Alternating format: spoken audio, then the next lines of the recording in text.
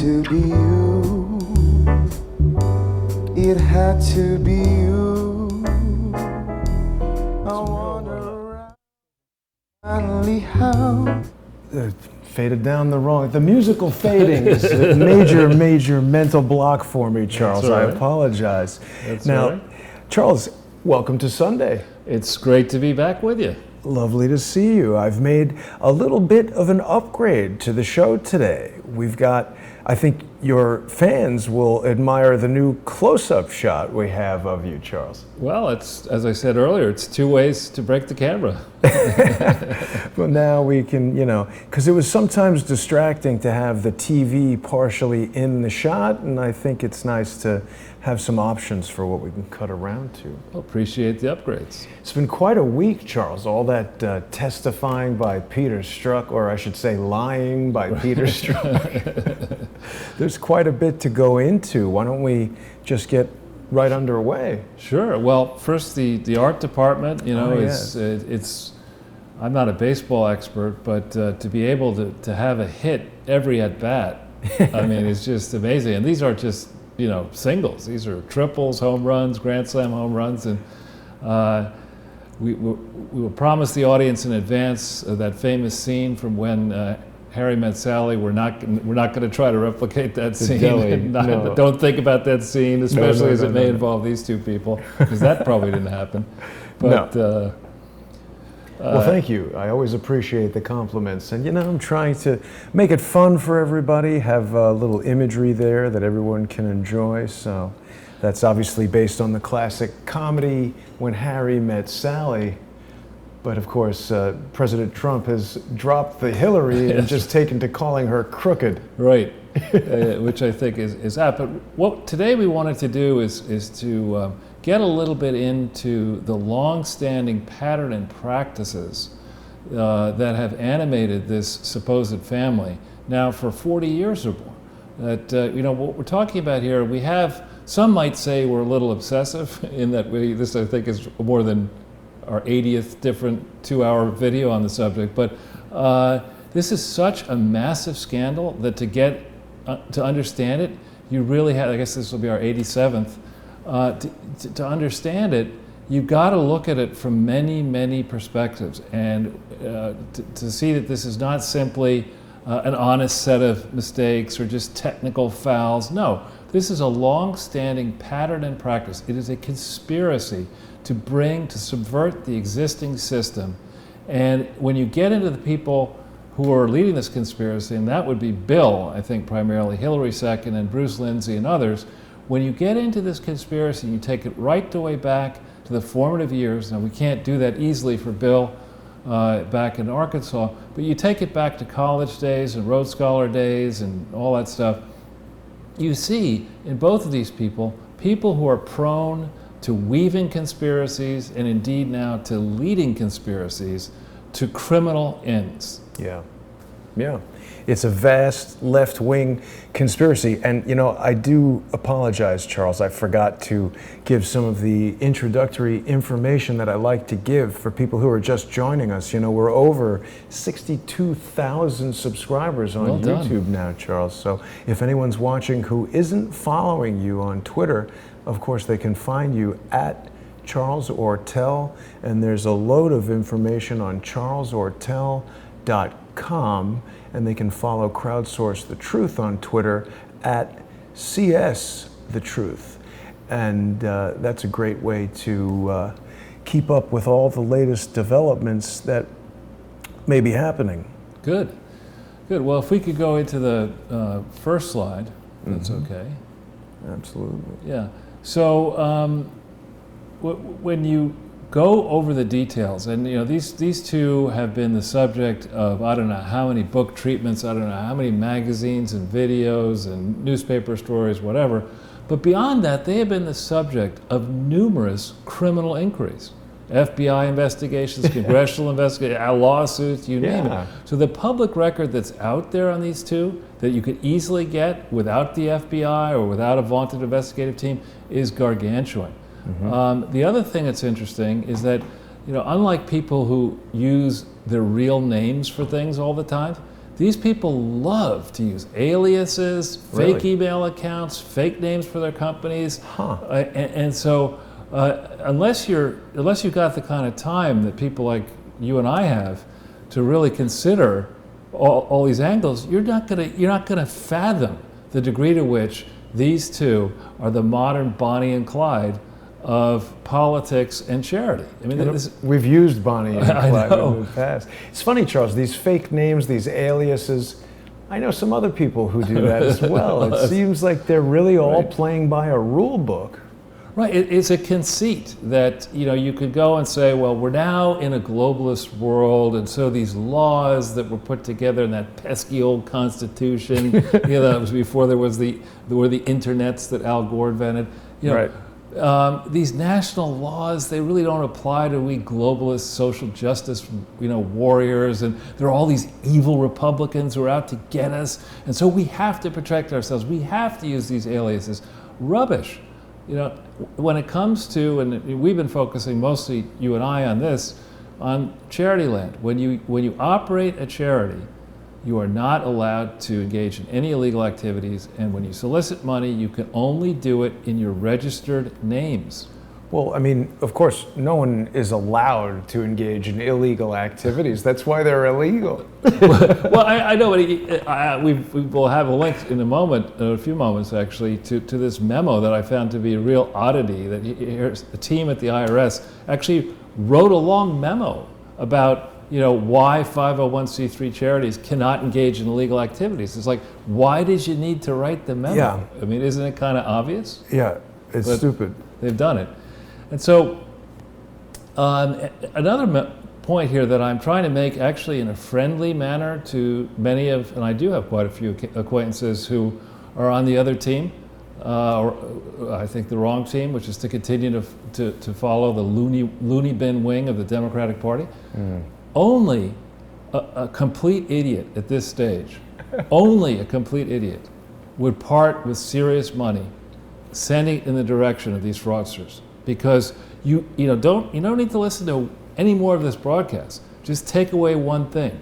There are many active investigations. These have been confirmed now from many investigations. Many U.S. attorneys likely are on this. The FBI is on this. The IRS is on this. The Postal Service is on this.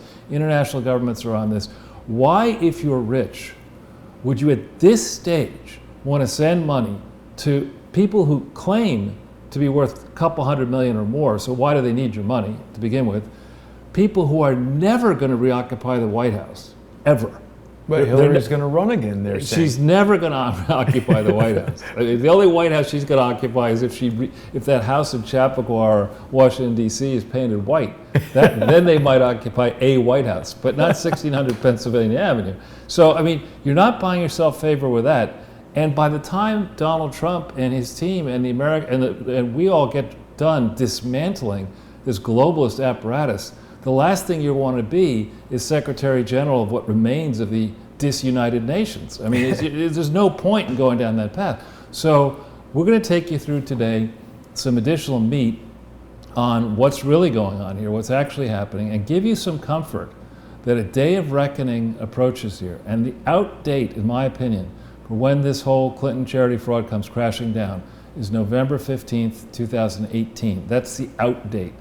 How did you arrive at that date? Because that's a date by when the absolute final deadline for their filing their tax return for 2017, and there's no way to file this tax return without confessing to fraud. I mean, you don't have an option not to file. I bet you they have a way. No, this is different because we're going to get into some of the details today. Because there has been a changing of the guard at the IRS. There is an understanding across the United States and around the world that Rod Rosenstein and Mueller and the remnants of the Obama, Bush, Clinton era that are still trying to occupy the Treasury and the Justice Department. These people are on the run. They are not going to be able to defend their actions any longer. Congress is wise to them, the American people is wise to them, our viewership's wise, and people are getting angry and engaged in this process. It is unfair to have a two-tier system of justice where the meat of humanity, who pays all the taxes, plays by the rules, and the brigands, who get involved in politics pretending that they're doing something useful. No, they don't play by the rules at all. They, you know, if they're guilty of sin, they run for president, and then they can't be attacked, because if you attack them, it's being political. People don't buy that anymore. Right. And so you have to file your tax returns as a charity by November 15th, 2018 for 2017. When you have a material adverse development, as has already happened with the Clintons, you have to, within 30 days, and 15 in some states, file reports to the state regulators explaining what happened, and they haven't done that. There's a thicket of problems for them in the United States. There's an even bigger jungle of problems for them around the world. and that's before you get to the place of actually trying to get the last remaining stupid accounting firm in the world to sign up for the mission of putting their neck in a noose and filing tax returns for this fraud. I mean, this isn't a case now where you can say, well, you know, I'm Price Waterhouse and I didn't see any of this, or I'm Arthur. No, there is no Arthur Anderson. BKD. BKD may not be around. It's maybe DEAD before too long. But you just there's too much information out there in the public domain, and people are beginning to get serious under this Trump administration about actually enforcing laws even-handedly. If you'll notice, there have been a lot of announcements in the press almost on a weekly, daily basis about the Trump administration, Justice Department putting this fraudster away and that fraudster away and this crooked kingpin away. There's a new attitude in town, in Washington, D.C. And it's taking, there's a new sheriff in town, and it's taken a while. And the people who have been involved in this fraud for so long, for decades, have been resist, fight, fight, fight. But Donald Trump is this unusual force, and he seems to be winning, and I'm not sick and tired of it yet. Not tired of winning. I'm not tired of it. Good, that's great. So if we go to the next page, we'll breeze through this standard introduction, but I do like to make it clear to our viewers every time we do one of these. I have had some anxious viewers contact me by email and say, you know, how can you say this kind of stuff? Well, what we're saying is grounded in fact, and we provide the evidence to you.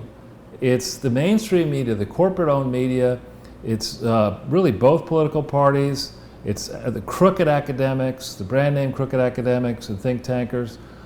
They're not telling you the truth about what's been going on with this mammoth fraud, because they're all part of it.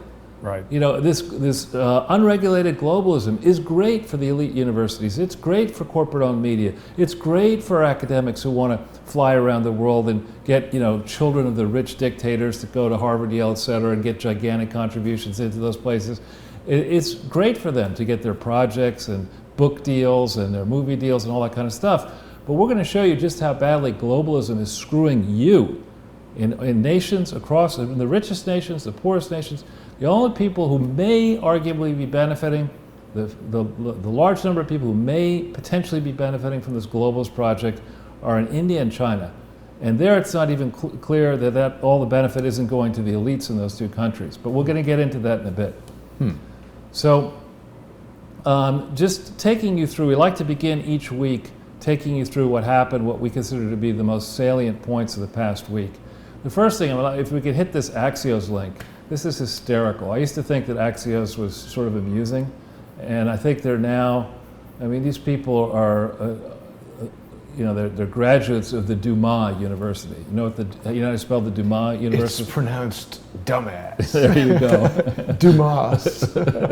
So, I mean, this is Axios, and this is the founder, I think, Jim Vandehei, I think, is one of the founders of Axios, which used to be, I think he also founded Politico.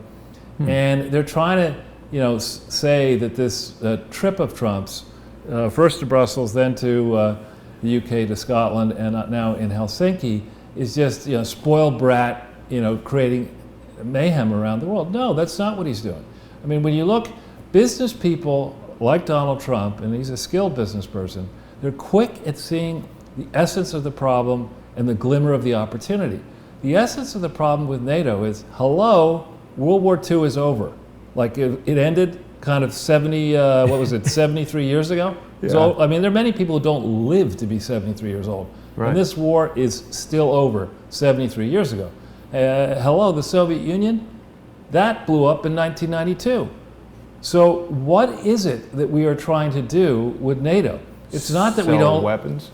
Well, probably, but it's not like we dislike Europe, although Trump just got through saying in an interview that happened, I think it was broadcast hours ago, that our greatest foe, and America's greatest foe now in Trump's view is Europe, which I thought was an interesting thing to say. That's going to have, the people, when the people in Europe get back from their 8-week vacation in September, their heads are going to explode.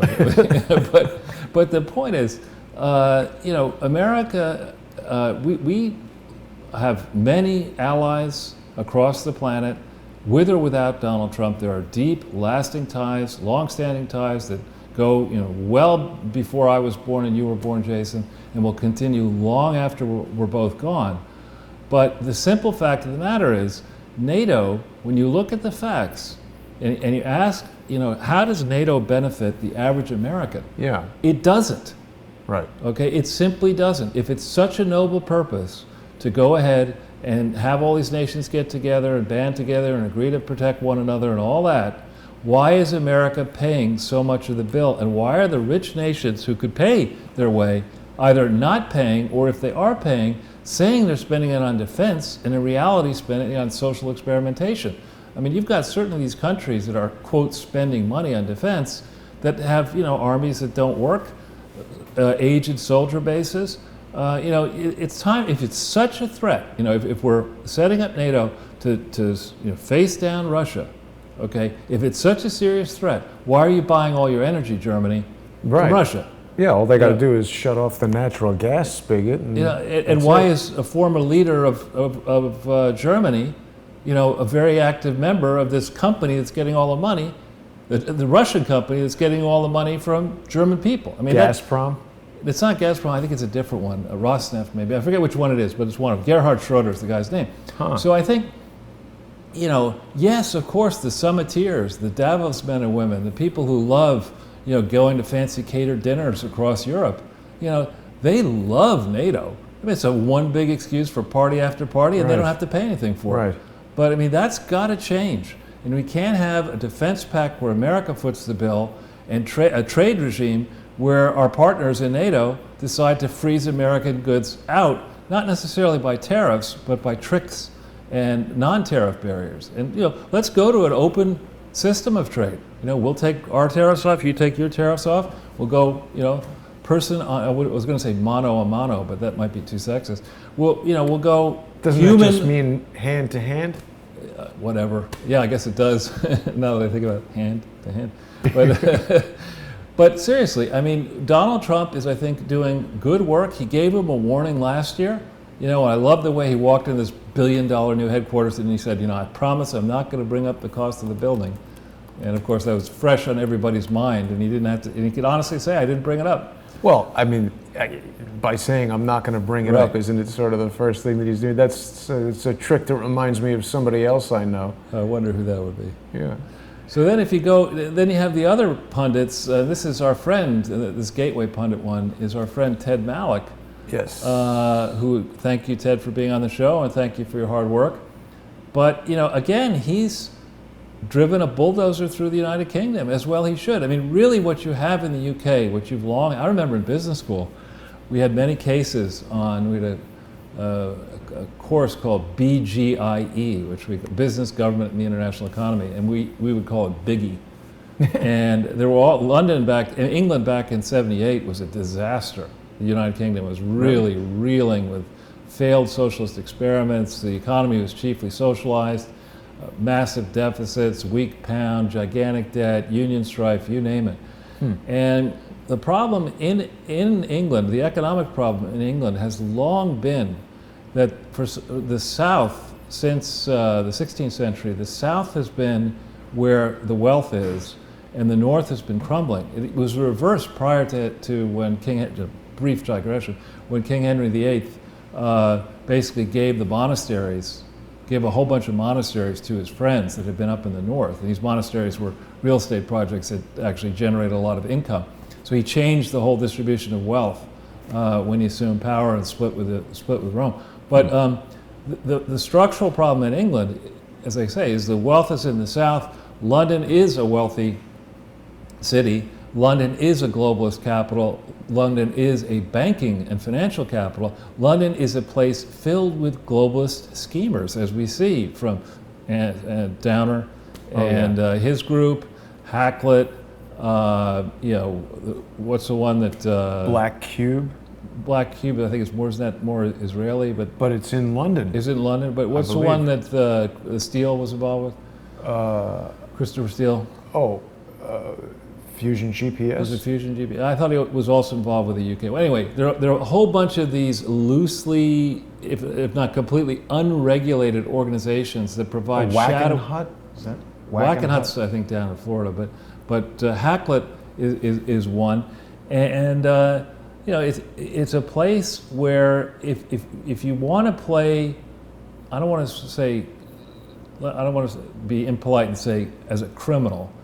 I'll go a step short of that and just say, if you want to play in the gray zone, not in where on the playing field, but let's say around it, sort of in the rules, whatever. Swindles. Exactly, frauds and swindles.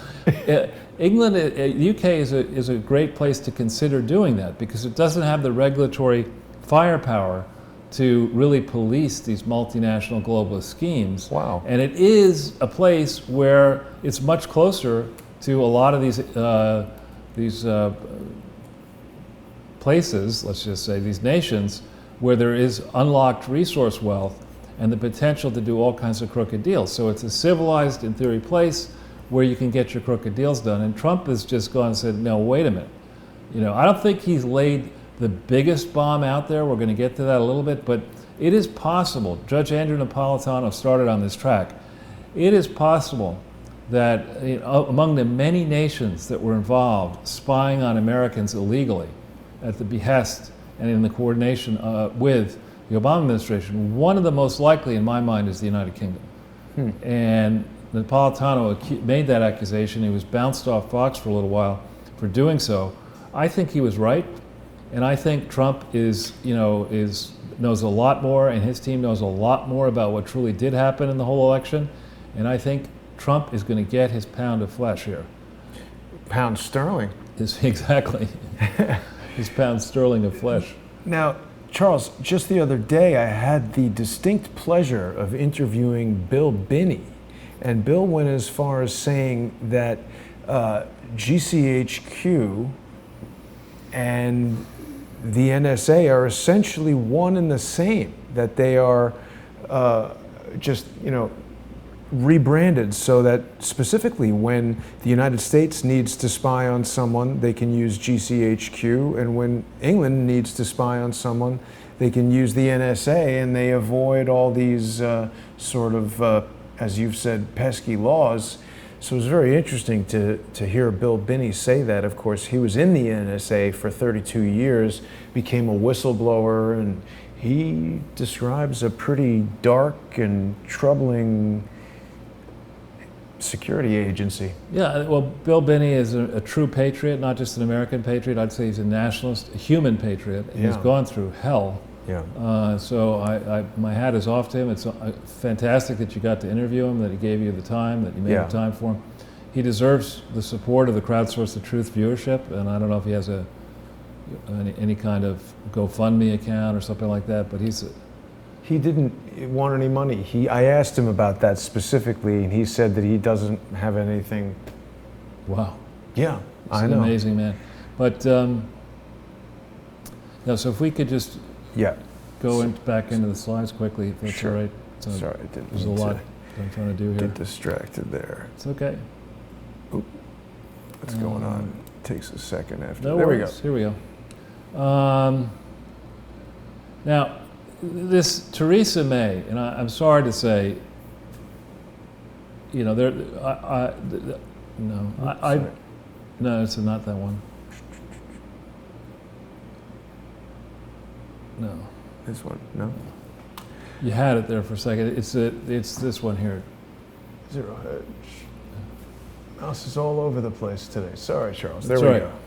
So, to take a line, which I hate to take out of Crooked's mouth, I am sick and tired, as she would like to say, of people who think that it is our duty as Americans to listen to the advice of any European or any English person with a funny accent has every right to lecture we Americans about how America should do its work. But when Donald Trump dares to give, frankly, an extremely weak leader in Theresa May, who was voted against Brexit, who was a Remainer, not a Brexiteer, when he has the nerve to give Theresa May advice, in confidence, what does she do? She goes on television and talks about it. Oh. This silly Andrew Marr BBC show. And it's like the inside, of course she waits until Trump has left the UK and he's in Scotland, and she's sort of chuckling, oh, that's silly Donald, he doesn't get it, blah, blah, blah. I didn't follow his advice, of course I'm going to do, because I'm so successful. I think Theresa May will be lucky to collect, I don't know if she gets a government pension or not, but she will be lucky to finish out this year as Prime Minister of England. She'll be lucky to finish the summer as Prime Minister, the way she's going.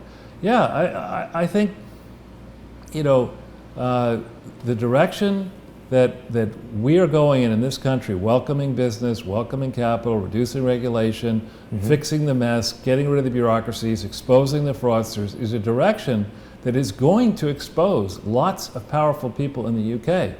And trying to fight this tornado, the Trump tornado.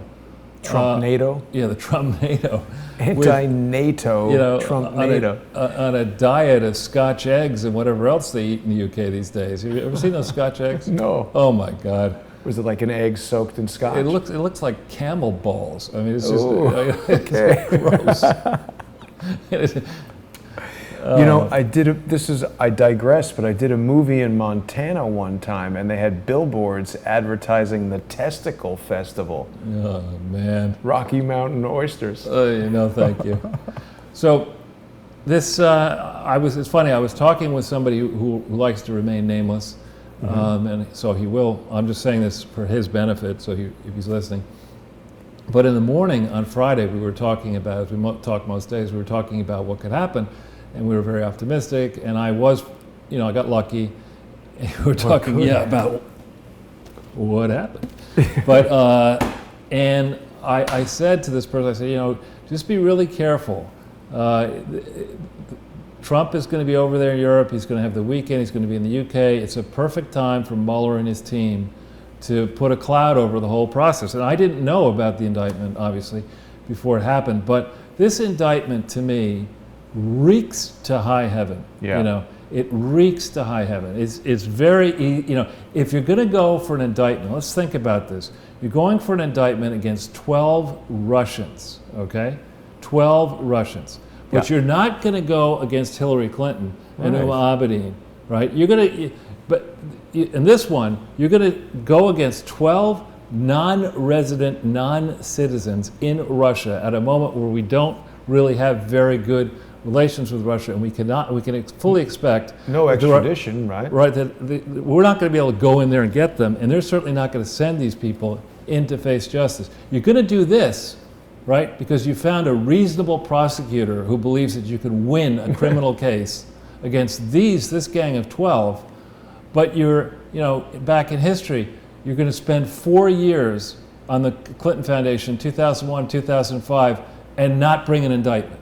You're going to spend 2 years, 2 years now, I guess it is, 3 years, on the Hillary Clinton mishandling classified information. And not only are you not going to get any indictments, you're going to enter into secrecy and immunity agreements and let people destroy evidence, maybe even, who knows, help people destroy evidence. But then you're going to do this, and you're going to choose to announce it, right before Donald Trump, or right as he's meeting with the Queen of England, right before he's going up to Scotland, right before he sits down with Vladimir Putin, and you're going to try to tell me that this isn't, utter bullshit?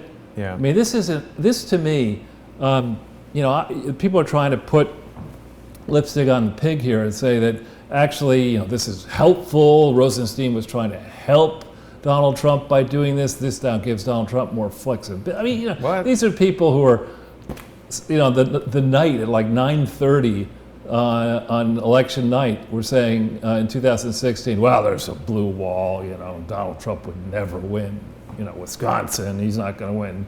These are the same people. I mean, this to me is proof positive that this it's not a witch hunt.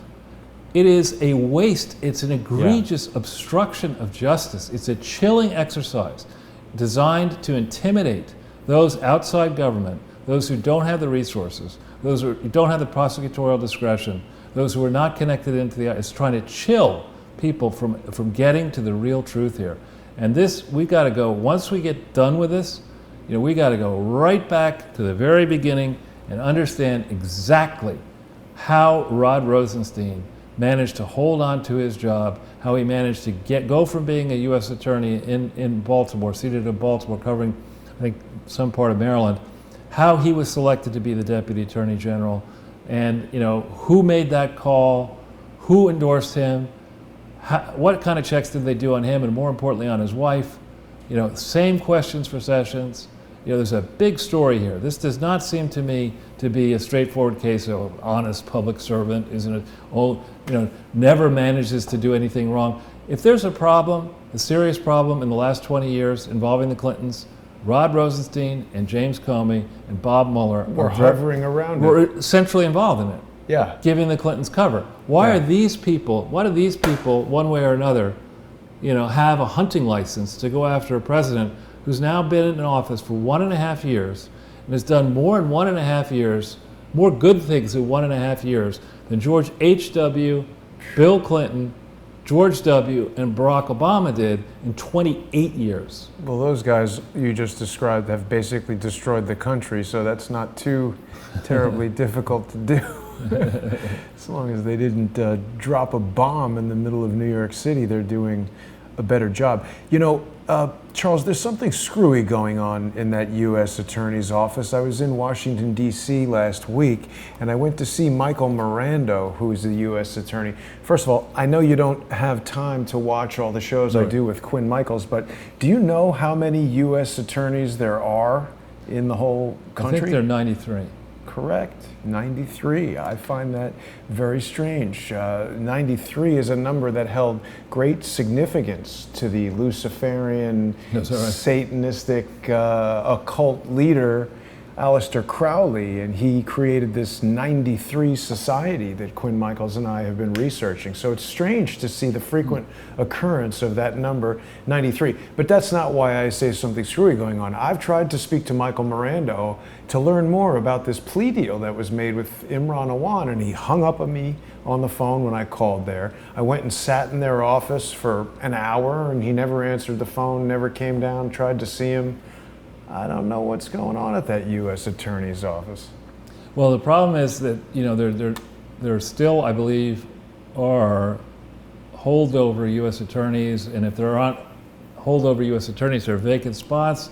There are deputies who are allied to the swamp. And Debbie Wasserman's brother. Debbie Wasserman and Schultz's brother, exactly.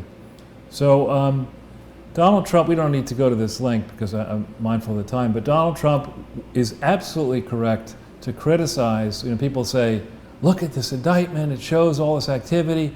And Donald Trump would say, yeah, when I wasn't president of the United States, when Barack Obama was president of the United States.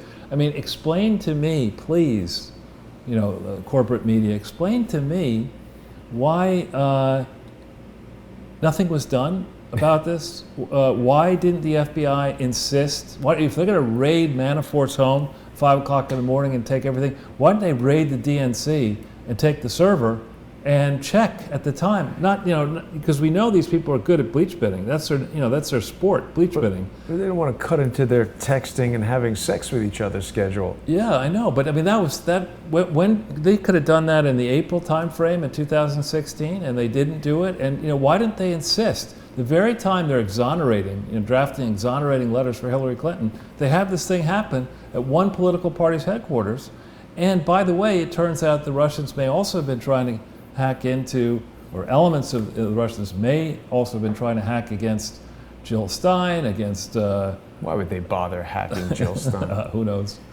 just for the hell of it. Get her yoga routines. Yeah, and the Republicans, et cetera. I mean, why didn't the Obama administration do a lot more about this? And why did Barack Obama himself, when they were worried that Donald Trump was going to allege if he lost, when it looked like Hillary might win, that 60-second period during the campaign, right? That around October timeframe, when the thing was to push Donald Trump on would he actually accept defeat graciously, Barack Obama and Donald Trump was complaining about certain aspects.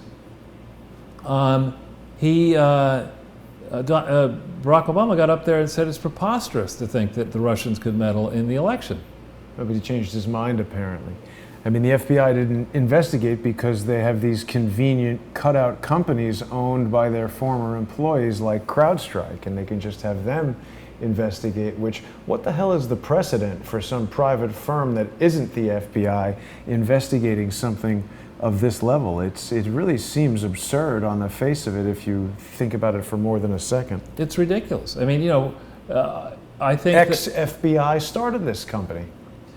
Again, I think part of the reason could be that Congress sets up rules and presidents pass laws, and suddenly the FBI is constricted in what it can't do. So rather than fight that, they just give money or work with these organizations, these contractors. Oh, I think it's far more sinister than that. I think guys like Sean Henry spend years in the FBI. They understand what they can and cannot do as the FBI, and they see these loopholes and they go through them by starting these contract companies. Bill Binney said these contractors were like the beginning of the end of the whole entire country because they don't want to solve a problem. They just want to put a Band-Aid on it because if they solve it, their contract goes away. Right, which we got to stop that. I mean, that has got to stop. I mean, here people, we're beginning to see in New York State, people are going to see the impact of these taking away these deductions for state and local taxes and property taxes in these Democrat-controlled states with high taxes. The tax burden in this country is too high, in part because of this kind of thing that you're talking about, that bureaucrats will have the ability to waste tens of billions of dollars altogether in just this type of behavior, and it's got to stop. Well, and if you take this concept to the ultimate end, we see things like the Las Vegas shooting. We still don't have answers on that, and is it outside the realm of conception to think that a terrorist act could be staged so that whoever it is needs more money for private security, for FBI counterterrorism, whatever it is? I certainly hope that isn't the case, but I think we have reason to believe it might. Yeah. And then, so again, you don't need to take up this link, but because this is somebody that you don't particularly like. Oh, we should look at that for sure. You do? Okay. But apparently, here's Kim.com claiming, and we don't know how believable he is, he may not be believable, that he was warned not to give his evidence to Mueller. It's just so strange to me, Charles, how stuff about certain people seems to come around all at the same time. I mean, we've got this indictment coming out, we've got this weird press conference about Seth Rich, we've got now Kim.com talking about his evidence that he's been talking about for 2 years. Like, what the hell? Where is this evidence if he was so interested in doing the right thing? Well, to me, what's that phrase? Is it Occam's razor? The simplest explanation is the most sensible. I mean, you look at this and you say, all right, on the one hand, you've got, Bernie Sanders, and I know that you liked Bernie Sanders. I thought he was amusing. I did at the time. Yeah, I thought it was amusing. I mean, his economic ideas were preposterous, but I admired his energy. I admired the following that he was able to put together. It was some drama. It's a lot more believable to me that the Berniacs, particularly those who may have been, in the DNC one way or another, watched the way in which the Clintons were tilting the scales in favor of Hillary Clinton and against Bernie. And at a certain point, they said, this is just rubbish. We're not going to put up with this anymore. We're sick of this. We're certainly not going to side with Hillary. So, let's get this over to somebody who will expose it to the public. It's a lot more logical to me that it came out that way than some foreign government intervened to get it to, I mean, it makes a lot more sense that there still are many disgruntled Berniacs who likely were close to this information and could have sent it out. And then there are all the other arguments that you've been through before that, it's just nonsensical to do it the way as a hack, it's far more logical that it was a leak, that somebody just put it on a USB stick and said, here you go. Well, but not just that. I mean, it keeps, for me, coming back to why is Kim.com suddenly a political activist? He's basically been a hacker his whole life. He's been arrested for, I think, freaking phone numbers or credit cards or something when he was pretty young, back when dial-up was an issue. And then he created a website that allowed people to share gigantic files like movies and things like that, charging a subscription fee,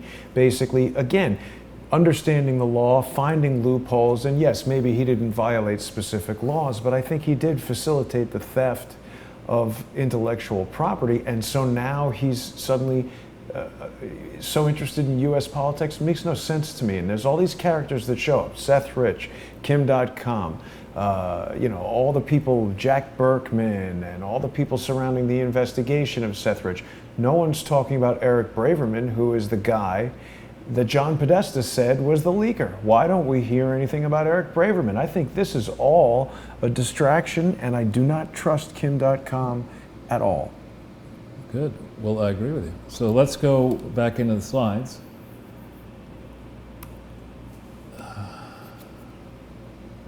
Okay.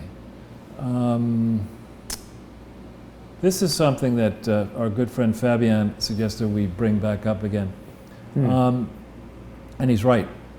The real story here, this is something Judicial Watch unearthed, that back in around the 2009-10 timeframe, McCain was apparently a minority, somebody on McCain's staff was urging the IRS to target Tea Party groups. Right. Right? Yeah. And you know, this uniparty that we have really doesn't like to see Americans get animated against the deep state, against a crooked IRS, against corruption in government. And that's exactly what began to bubble up to the surface in my mind with this whole Tea Party movement that was sparked by the comment of that, what's the guy's name, Rick Santilli, I think, or Santoli or whatever, on CNBC. He was the one who suggested that it was time for a Tea Party, and next thing you know, there were all these Tea Party movements. And so this is a reminder. Fabian thought it would be worthwhile, and I agree with him, which is why we're doing it, to remind everybody that this whole inquiry that we're talking about, presently it's the 2015-16 election. The real inquiry needs to go way further back than that. It should probably start, I would argue, June of 2008 or thereabouts. You know, it should start there and look at every single election. What influences on both sides were trying to purchase the national political figures to make sure that they would have their way, or at least not get prosecuted as much, you know, through the course of the 8, 10, 12, 14, 16, and now 18 elections. That's a fair inquiry. And we don't need a blue ribbon commission. We need a group that has subpoena power, prosecutorial discretion to really get into this and give a report to the American people about what truly happened, not to political insiders. That group should not be based in Washington, D.C. doing the work. It should be outside Washington, D.C. And we really need to get back into it because, you know, even now in the last 24 hours, we've had McCain make asinine comments about what Trump should and should not do in negotiating with Putin. I mean, John McCain, if he wants to weigh in on things like that, he should have won the damn freaking election of 2008. Right. And had he done that, you know, had he not suspended his campaign and looked like an idiot, you know, I'm not saying he could have won, but he's a failure as a national, you know, political candidate. He let the Republicans down. His loss brought us Obama. He's the source of the dossier. And he's the source of the dossier. And, you know, the man should just, I mean, he's got precious little time left. Enjoy the remaining time he has on Earth. STFU?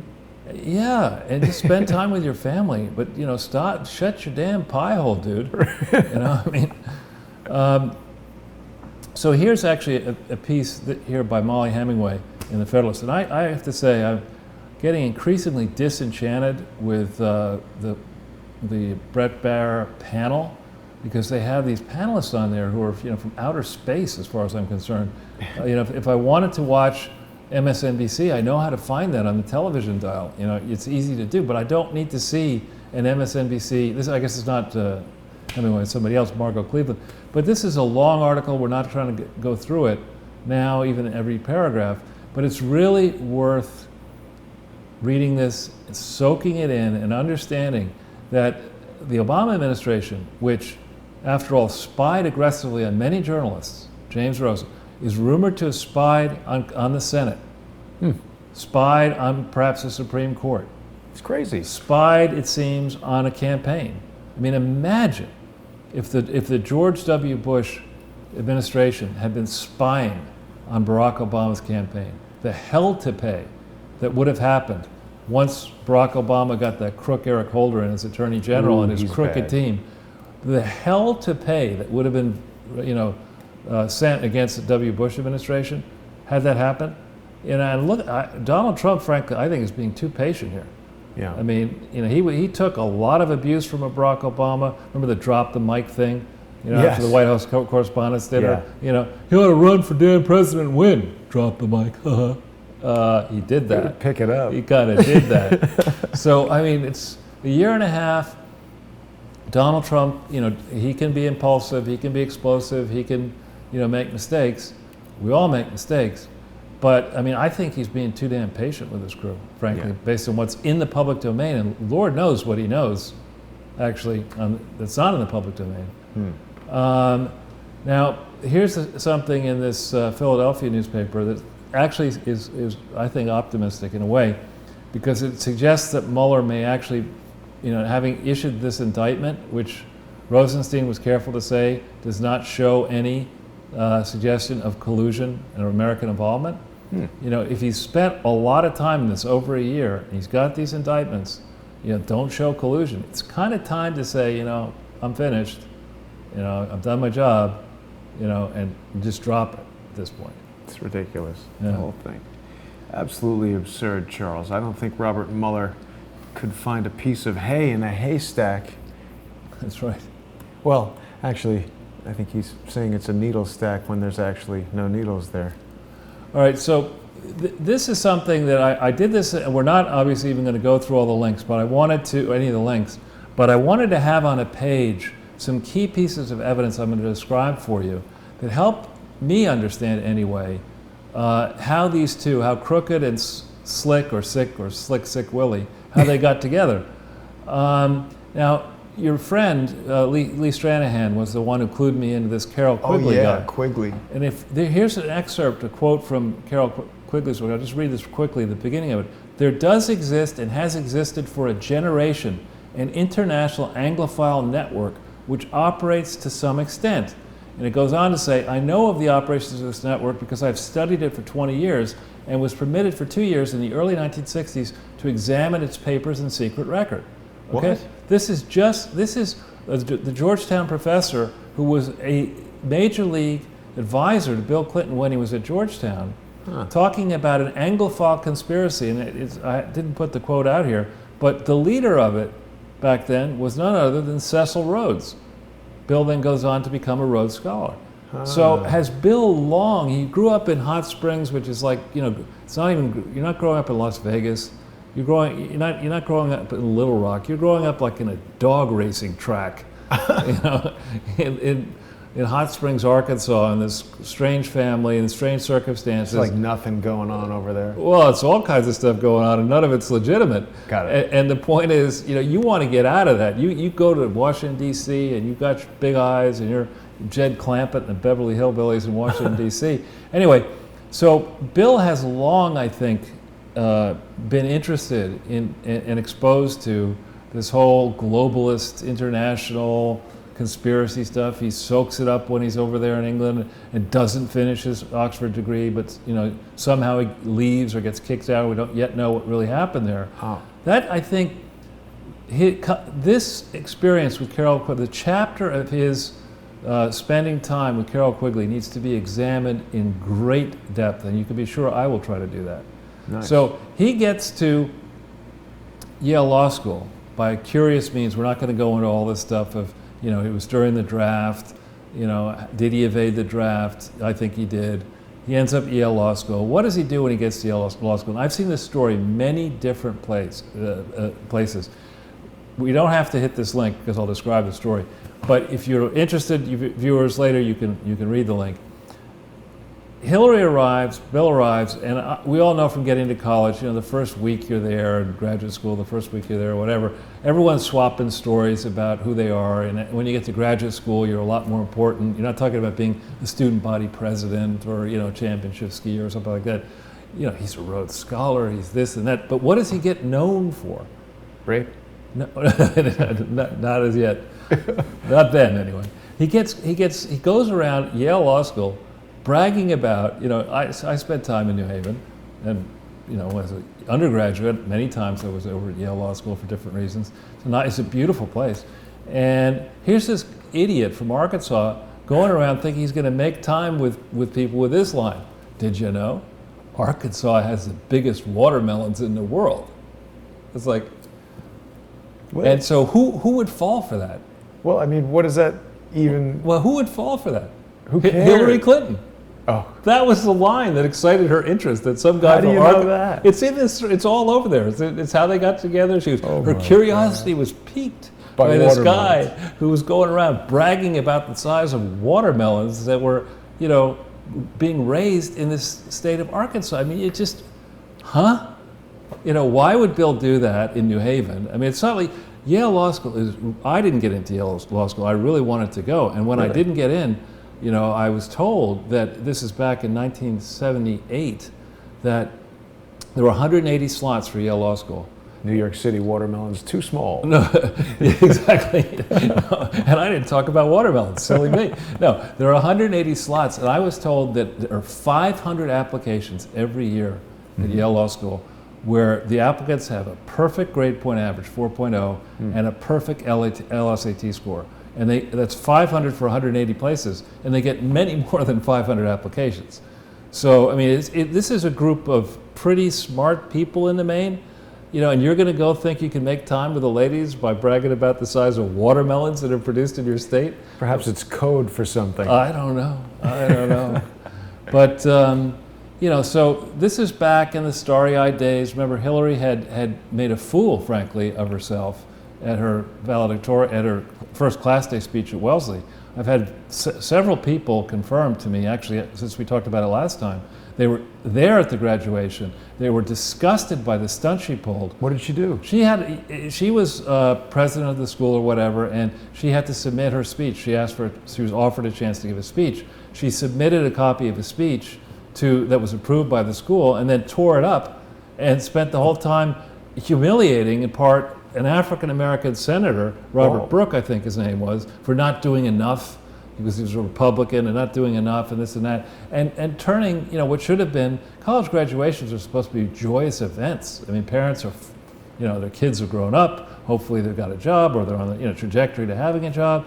It's a time to celebrate the sacrifice and all that. And no, she turns it into a shit show. And she's good at that. She is very good at that, and are very bad at that. So then our friend, this is a book to get. Jeff Gerth and Don Van Natta don't need any help from me. I think they each have won Pulitzer Prizes. But this is a book, I think it's the definitive book, or it was thought to be the definitive book about Hillary Rodham Clinton, and it was published in June of 2007. So right as she was 5-6 months into her campaign, her first failed campaign to be the presidential nominee or president of the United States. But this talks about here that they had it says here, they struck a plan, one that would become the foundation. And I said, no pun intended there, I guess. Right.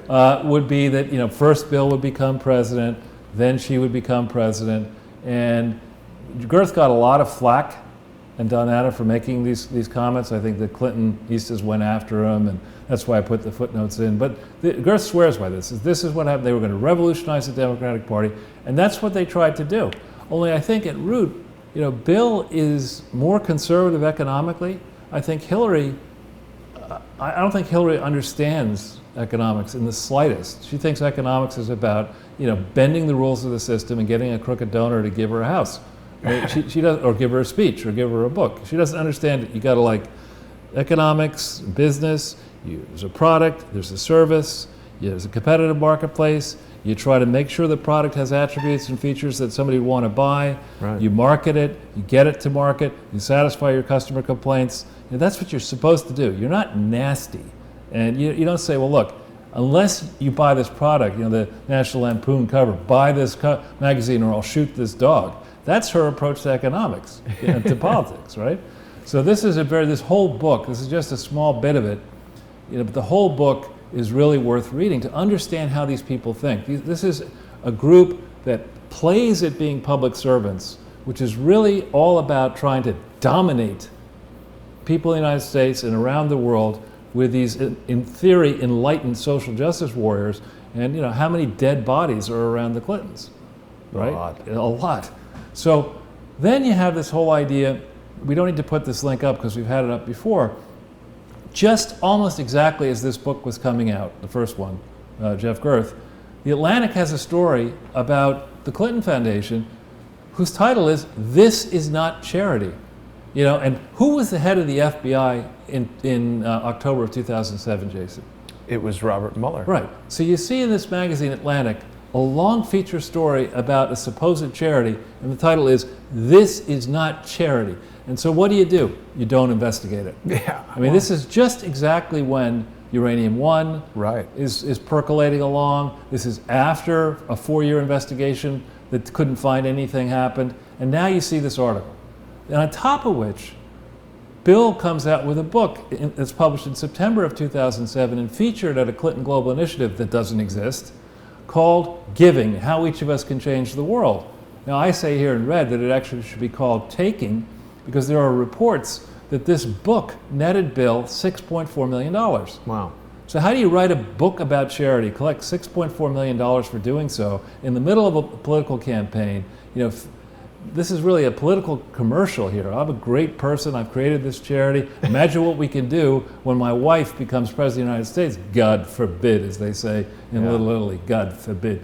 But anyway, here's this passage, and it's really amusing. It's kind of like this book, Giving. We could do a series of shows. We could get people to read, that there's a show, Drunk History. Yeah. Where you'd read these different passages, get them to read a passage, and then we could have the fraudometer spinning. We take whatever the person's name is as you read the passage, and then see how many of the people named in this book, subsequently after the book's being published, were convicted, accused, etc., of fraud. Yeah. But here's Bill bragging about, and it's page 28 of the book here, bragging about how you could use a charity. Use a charity to sell a product or service for a good cause. Wow. You can't do that. Yeah. That is not, if you're going to do something that's charitable, that doesn't involve making money, right? It's just by you're not definition. Allowed to sell anything. Right. You can't do that. You've got to, the charity has got to be engaged exclusively in charitable purposes.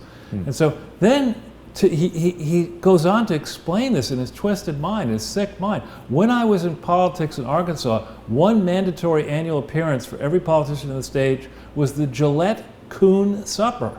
He goes on and on and on to talk about it, when a crowd twice as large as the total population actually paid good money to eat barbecued raccoon, which is what I would call barbecued roadkill. Yeah. So here you're admitting that it was a great thing to get involved with in Arkansas, that what we're going to do is we're going to charge people money to eat roadkill to raise money for a football team. Now, how many times do you have to raise money for a football? It's not like football equipment's that expensive. Well, a football team, is that even the most worthy? Is that a charity? Can't the football team sell tickets to the game? This and is who the high hell school is eating football. Raccoon? That could be an upgrade from what they normally do, for all I know. But this is just, did nobody around Team Clinton, take a look at this? And I swear to God, I've now read this book. I actually have somebody autographed the copy. I've got to figure out who autographed it. But down at the Strand, I got this. Rocky Raccoon? My favorite, that's right. My favorite bookstore. I'll give a plug to the Strand, which is hardly a conservative bookstore. It's out there, progressive, anti-Trump, but it's really it's one of the world's best used bookstores. And never buy a Clinton book, from Barnes and Noble or anything. Initially, you just go right down to the Strand. You can always get it for cents off, and frequently they're first edition autographed. Wow. So anyway. I think as we think about what really did happen with this Clinton Foundation, what's going to happen, you have to go back into the history and understand these two people. These are unfortunately larger than life figures whose motivations need to be understood. This is not, they're not going to be able successfully to blame this on anybody other than the two of them. And with They that, love blaming stuff on other people. yeah. Let's go to the next page and we'll pick the pace up a little here. Okay. The first thing to understand here is that this whole idea, before we get into how many emails are missing and all this kind of stuff, the idea that Hillary Clinton's State Department would be the only State Department in the history of, while the internet was in use, the only State Department to transact 100% of its business on secret servers using alias email accounts and unsecure devices, and that Hillary would be allowed to walk off the premises after being Secretary of State and retain all this private information, just as she was seeking to raise money for a presidential campaign and endow a foundation, and that nobody would complain about it, nobody would do anything about it until December 5th, 2014, without Barack Obama and Valerie Jarrett and Eric Holder and Loretta Lynch and a lot of people at the high levels of the Obama administration knowing precisely what was going on, is preposterous. Well, we already know that it's incorrect. Wasn't it Donna Brazil who sent an email saying that Hillary's got emails from Barack Obama on the fake server? Yeah, we know that that's the case. I mean, it's part of the. Nobody's said anything to Obama about it. Well, but it's time now. We didn't go through a process in the 2008 election where, as reparations to the African American community, we would elect Barack Obama and then he would be a saint. Anything he did, was correct. Are you sure we didn't go through I'm that? positive. I know I didn't do that. Seems like it did. But that's just not right. It's not fair to any. It's not even fair to Barack Obama to go down that track. And so, it's time, well past time now. There are enough abuses. If W had done what we know Barack Obama has done, if Trump, God forbid, had done 1/10 of what Barack Obama we know he has done, there would be riots in the streets. And I do want to, if you wouldn't mind, hit on this vault file link. And to the people at the FBI vault, thank you for getting this information out there. We're going to go into this in some depth in a second.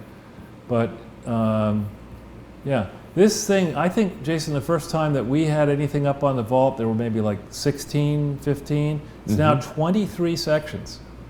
No. And So the hits keep on coming, Charles. yeah, and more to come. And we're going to take you through, we don't have to hit 23 right now because we're going to do it in a bit. But there's a lot of information out there. For those of you who say, who want to say with a straight face, you want to debate me on Twitter or elsewhere and say, well, there's nothing here. Okay? I know you are an idiot if you say something like that, because I have actually looked at every page of these 23 documents. I don't doubt that. And I've also, many times, and I've also gone to the trouble of questioning and figuring out how many pages are missing. You can figure that out because they redact, and then they have page number order, and you go through the math, and you can figure out how many pages there should be and how many pages there are, and therefore how many pages are missing. And there are lots, there's several thousand there, and many thousands missing. Wow. So there's a massive file here that the FBI has, that investigators have. There's also a growing file. We don't need to hit the link here. There's a growing, we don't need to hit this link, but on the William J. Clinton Foundation.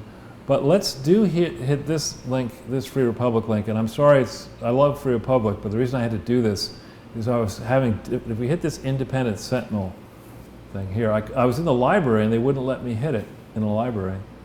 All right, so this. Speaking of hitting it, Peter Strzok. That's right.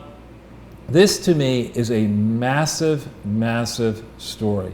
Peter Strzok was given evidence that Hillary's emails were being directed to a foreign entity, and he had the authority, conflicted as he is and was, to say, you know what, that's such a good link and hit, we're not going to follow it because I'm that good.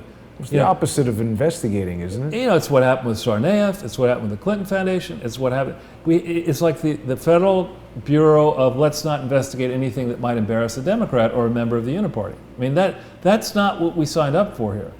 And if that's what this has become, we've got Rosenstein and Ray saying we're so concerned about the institution. What institution are you talking about? You're talking about the Uniparty. I'm not concerned about the Uniparty. I'm concerned about getting to the bottom of this corruption. And this guy, Louis Gohmert, people in the parlors and the faculty lounges in the East and West Coast, Chicago, and maybe some portions of Texas like to make fun of his mannerisms and whatever. Louis Gohmert is a lawyer. He's a former judge. He's a kick-ass public servant. He was on the field when Scalise was shot. This is a good and decent man, and he is rightly pissed off. Oh yeah. I don't understand why more of these Washington swamp rats aren't a lot more pissed off. I mean, the legislative branch is a co-equal branch of government with the executive branch, with the judiciary.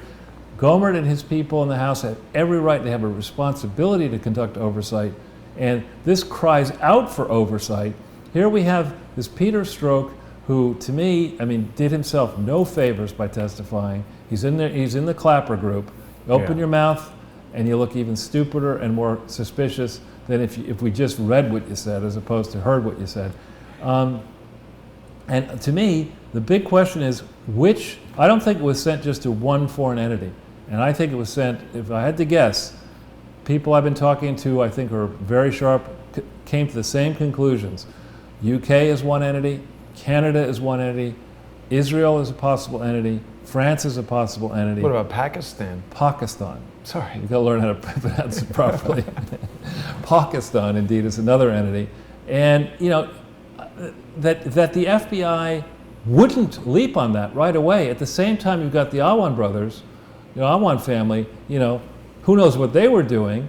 Now you actually, somebody goes into Peter Strzok, hey, Peter, there's a foreign entity. All those emails that we know about, every single one of them went to this foreign entity over here. What do you want to do about it? I'm too busy texting Lisa Page. Right. I'm getting ready to be whatever I'll be, head of the FBI under President Hillary Clinton.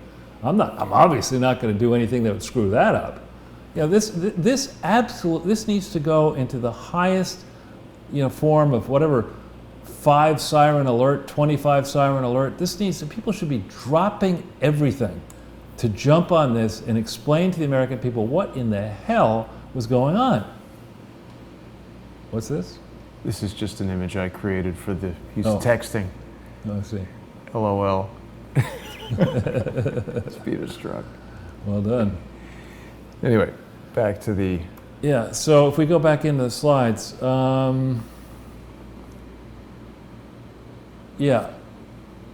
this here, this is something I wrote, and it had at the time I wrote it many more than 0 Facebook shares. I don't know why it's down to 0. That seems to be manipulated by Facebook. Mark Zuckerberg has been unsharing. It had hundreds. It should have had, the one I did around the same day had I think 82,000 Facebook shares. So this has purposely been manipulated downwards. This was written, if we go down here to the date, which is a little bit further. Oh, sorry. Yeah, 16 March. How can you have 127 comments and no Facebook shares? Obviously, they manipulated it in the standings so people won't read this. But this is the article where I basically said, March 16, 2015, Hillary Clinton will never be President of the United States, is what I said back then. March 16, 2015, a month before she announced. Okay? This was at a time, and this goes through in some of the depth, this is at a time when the Democratic Party had a chance to actually win. Okay? Instead, they sign up, for crooked. All in for crooked. At this time, crooked is one of the 3 Class A directors of the Clinton Foundation, by changing the bylaws, not having notified anybody of that. Illegally blowing up the Clinton Foundation, its tax status. The filings are a shambles. And she's going to seriously think that she can run for office, and the Obama administration is going to say, you know what, that's fine. We're all in for that. We know how to rig elections. That's what we do. We tried in Kenya. We were trying in Israel. We're trying to, we can rig this. We got this. Didn't you say, what does that even mean? How do you rig an election? It's right. Please. Exactly. You know what that means. Right. So, again, I don't want to pull these links up, Jason, because we've done them before, but these are links for the doubters out there, and there always are a few doubters who downvote us every week or whatever. But just, you know, you want to have an intelligent, civilized debate with me about whether the Clinton Foundation existed, you know, and it had the approval for international activities, you read this memo, prove to me that you comprehend English, we'll have a discussion about it. They never sought approval to have international activities validly, and immediately started conducting them by around January of 2001, when Bill started doing work with the American Indian Foundation, which didn't exist. I don't know anything about that. What are you talking about? And then, you know, you're not allowed to engage in any illegal activities. You want to see the history there? Read this memo, okay? And, you know, this is a shameless plug here, this one. This is the first detailed report that I put up on my site. And I periodically go back and read it to see, you know, what did I miss? And I don't think I missed all that much back in April of 2015. And it's worthwhile, this is a shameless plug, I said that in advance. If you go further down, Jason, you can see what I'm talking about. There's a link to the actual paper here. And it's pretty long. It's like 20 pages or so. And there's appendix, information, all kind of stuff. So read this at your leisure. And the FBI has had access to this since April 20th. And anybody around the world can read this for free. You know, how can you read this thing, open an IRS investigation, and not bring an indictment? How do you do that? How does the Trump administration not, you know, lay out 10 specific concerns, but how does the Trump administration not decide to go back over the ground of what the IRS should have been doing, you know, starting April 20th, 2015, and see who, you know, who softened the investigation, who put obstacles in the way, who obstructed the investigation, and how many of those people are still working for the IRS and the Department of Justice? Well, I was going to say, I think we're seeing those guys basically testifying before Congress over the past 6 or 12 months. Right, but they should do more than testifying. I mean, they should be subject to the same aggressive practices that went up against Manafort. There should be FBI raids, many places. It's really crazy that Paul Manafort is in solitary confinement and hasn't been convicted of anything. Right. It's really... And Hillary's in her wine cellar or her wine bottle. Right. So this is an important question here, raised in Zero Hedge. This is, again, you see 8,400 shares. That's a lot of shares for something, oh, it's today. Since today. Wow. I think this is updated as of that moment. Because I sent you the slides before then. He completely ignored it. So this is more take on the thing that I previously showed about Gomer. But again, worth reading very carefully. And we're going to get into this a little bit in another broadcast. This IG Chuck McCullough, he was the guy who discovered the anomaly, and that the final report that was produced by that ICIG was produced on July 6, 2015. So the query is, when did they discover the anomaly? As a guess, they discovered it before Hillary decided to run. And you would have thought, I mean, call me stupid, but you're the former Secretary of State, your husband's a former President of the United States, you got this dude Barack Obama as the sitting President of the United States, you would have thought that as a courtesy, you know, the Clintons might have said to the president, you know, listen, I'm kind of thinking about running for office. You know, you're the president. Are you in? You know, are you going to back me? Or are you going to help me? Do you have any advice? And you would have thought that as part of that, even if it wasn't the three of them talking, you know, it was Podesta or, you know, the Podfather or somebody. You know, Podfather, remember, having worked for Clinton, having worked for Obama, you know, there have got to have been people who could have, you know, considered, experienced people who could have said, you know, on the one hand, Hillary, you're about to be under FBI investigation, you got all these problems, your foundation's a fraud, we kind of don't want to lose this election. It really might be a bit of a problem if Donald Trump or somebody like Donald Trump wins. Why don't you just stay home and bake cookies? You know, you would have thought there would have been some sort of a discussion here, but evidently not. So when did he was the, he took over for Vince Foster, didn't he, the Podfather? He had many different roles in the Clinton White House. He was he didn't take over. Vince Foster was never the chief of staff. He was the chief of staff, I want to say, in that crucial period, around the time of the impeachment, the trial, and through the final days, I believe, of the Clinton presidency, he held a senior role in the Clinton final days of the presidency, and then he also did work for Obama in a senior role. Played ping pong with Obama? I don't know, skeet shooting. That was all Dick Cheney. Yeah, but remember Obama said one of his favorite activities is skeet shooting? I don't think we've seen a single picture of the former president of the United States actually skeet shooting. Have you ever gone skeet shooting? One time. It's not that easy. I got 3 out of 4. 3 out of 4, okay. Great. I did. That's good, but yeah, typical it's 100 that they go for. Oh, well, it was like a little, I was pretty young at the time that I did it. Young and you were skeet shooting? You were like I was maybe like 18, something like that. Not like 6, like well, skeet shooting no. at 6. Hey, Jason, why'd you go skeet shooting? Yeah, no. I don't think so. All right, if we go to the next page. All right, this is something I want to give a shout out to 2 people here. There's a great friend of the show who now has allowed me to use his name, and that's Kevin O'Rourke, who brought my attention to this dump 23, and together with the Pink Panther, our great friend in Japan, and Fabien Chalandon. Hats off to you, Fabien, for your country winning the World Cup, which just happened a few hours ago. I actually watched a bit of that match, and I don't particularly care for watching soccer, or football, but it was a good match. Anyway, you don't need to hit the link, but this is an excerpt from page 11. This link we talked about before. Again, you don't have to. Well, you did all right. So we've talked about this at length. We've done a show about the senior State Department walk-in who comes in January 27th, 2016.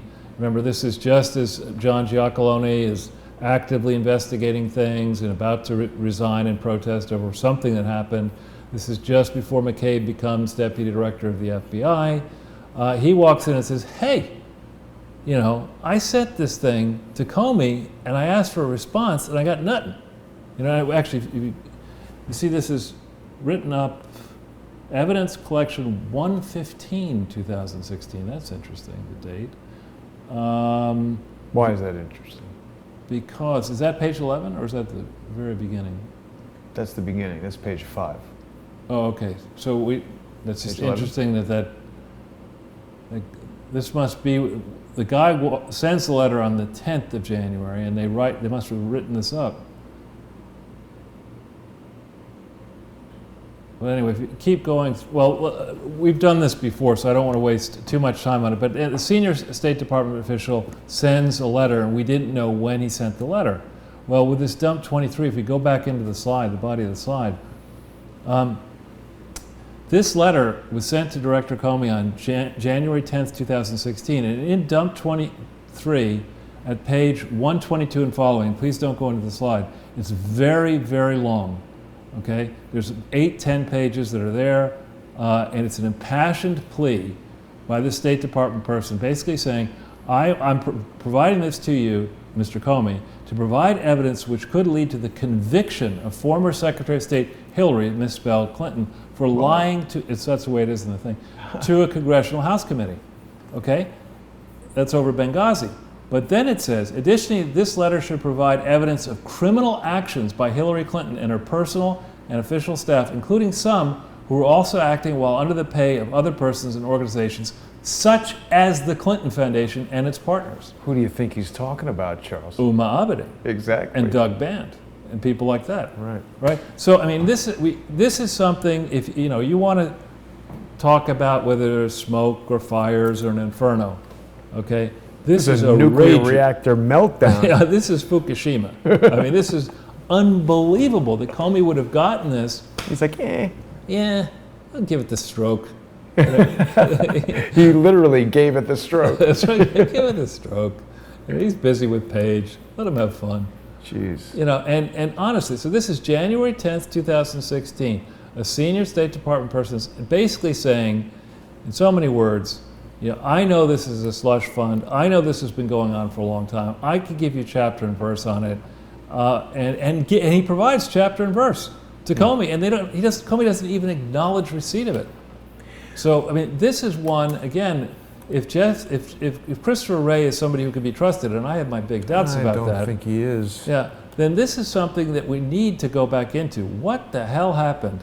You know, where was Comey on this? Why didn't he look carefully at this? If he did look carefully at this, why did the trail, not immediately set up, fires going about the Clinton Foundation in January of 2016? This is the second time. Remember, Comey led the investigation, the original investigation into the Clinton Foundation for public corruption. He got involved late in December 2001 and stayed more or less directly on point as U.S. Attorney for the Southern District of New York, and then as in Rod Rosenstein's current job, Deputy Attorney General. He was all over this. Now he sees it again, and he says, you know what? I better get working on that exoneration letter. She's obviously innocent.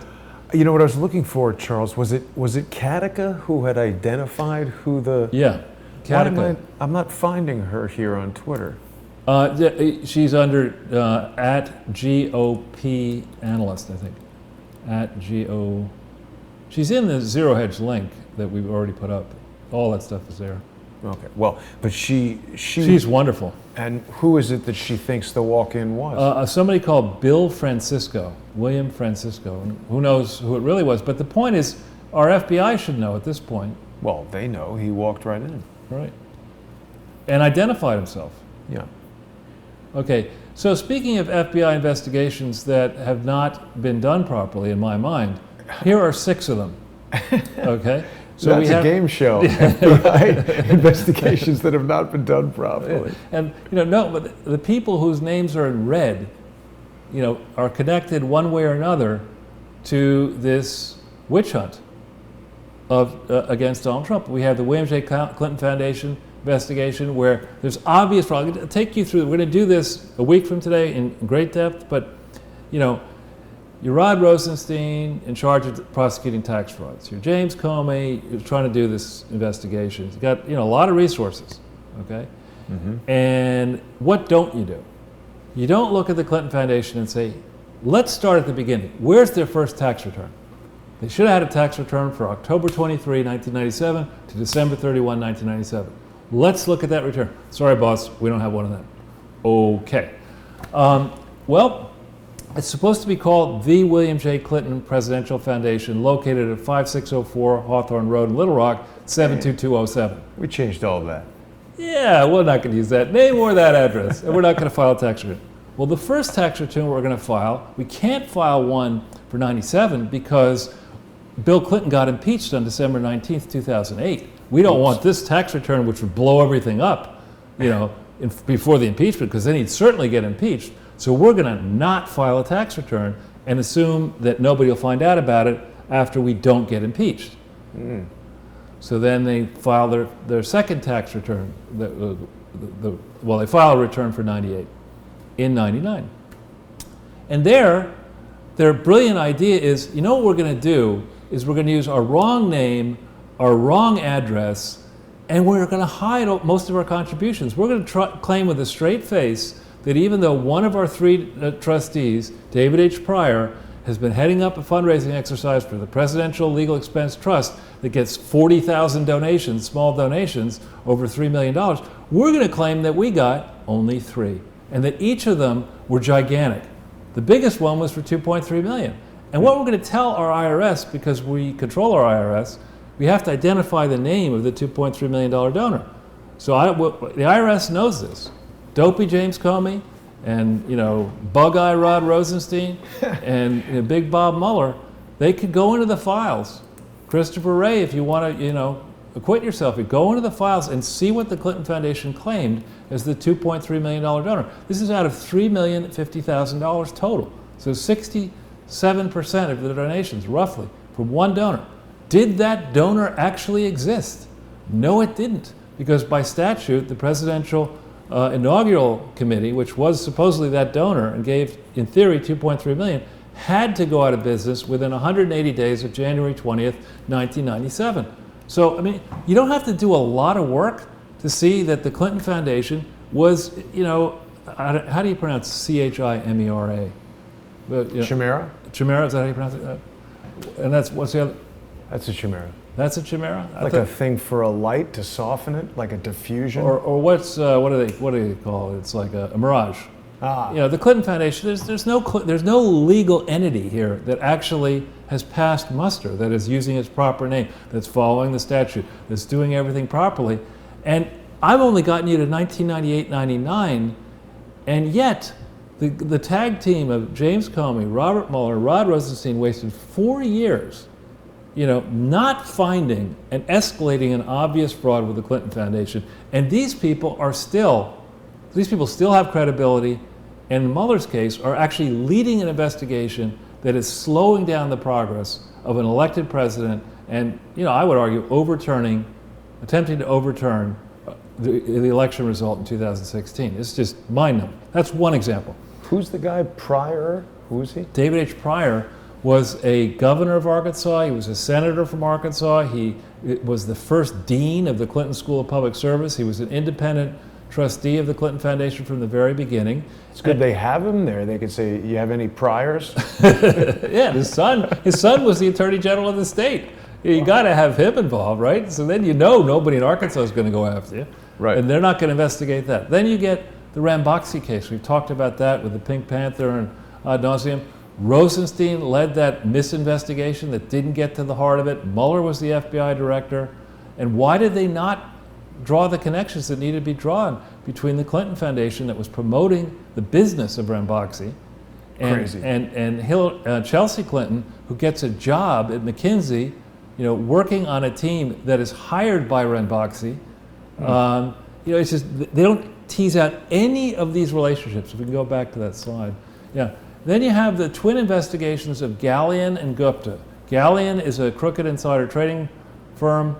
Gupta was worldwide chairman of McKinsey, this vaunted globalist guy from India with all these accolades and all these connections and all these frauds, and they didn't get to all of the frauds. They just tagged Gupta on a few publicly traded insider trading deals.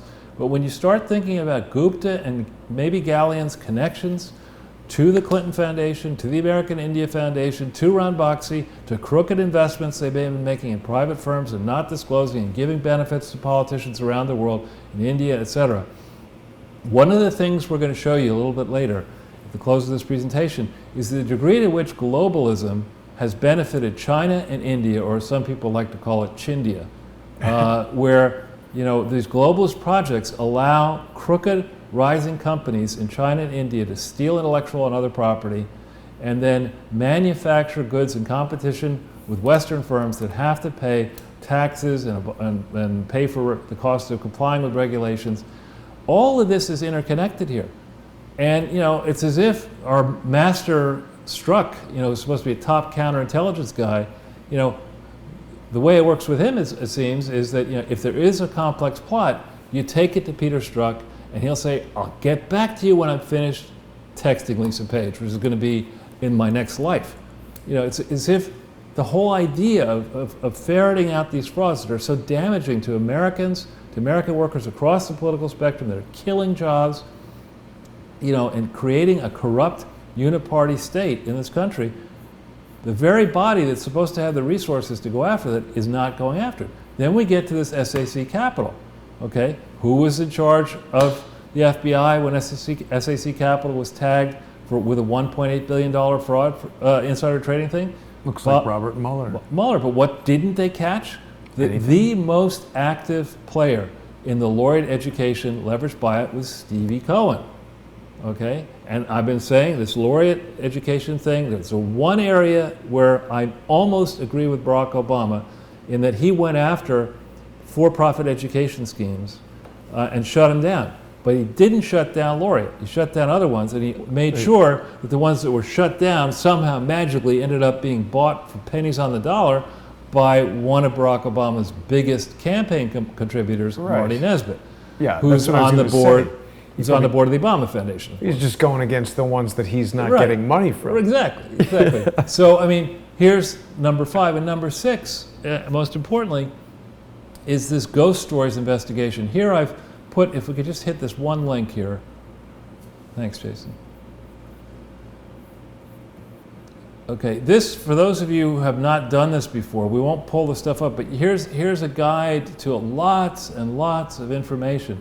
But on June 27, 2010, that's when the FBI arrested 11 Russian agents. Now, who was President of the United States June 27, 2010?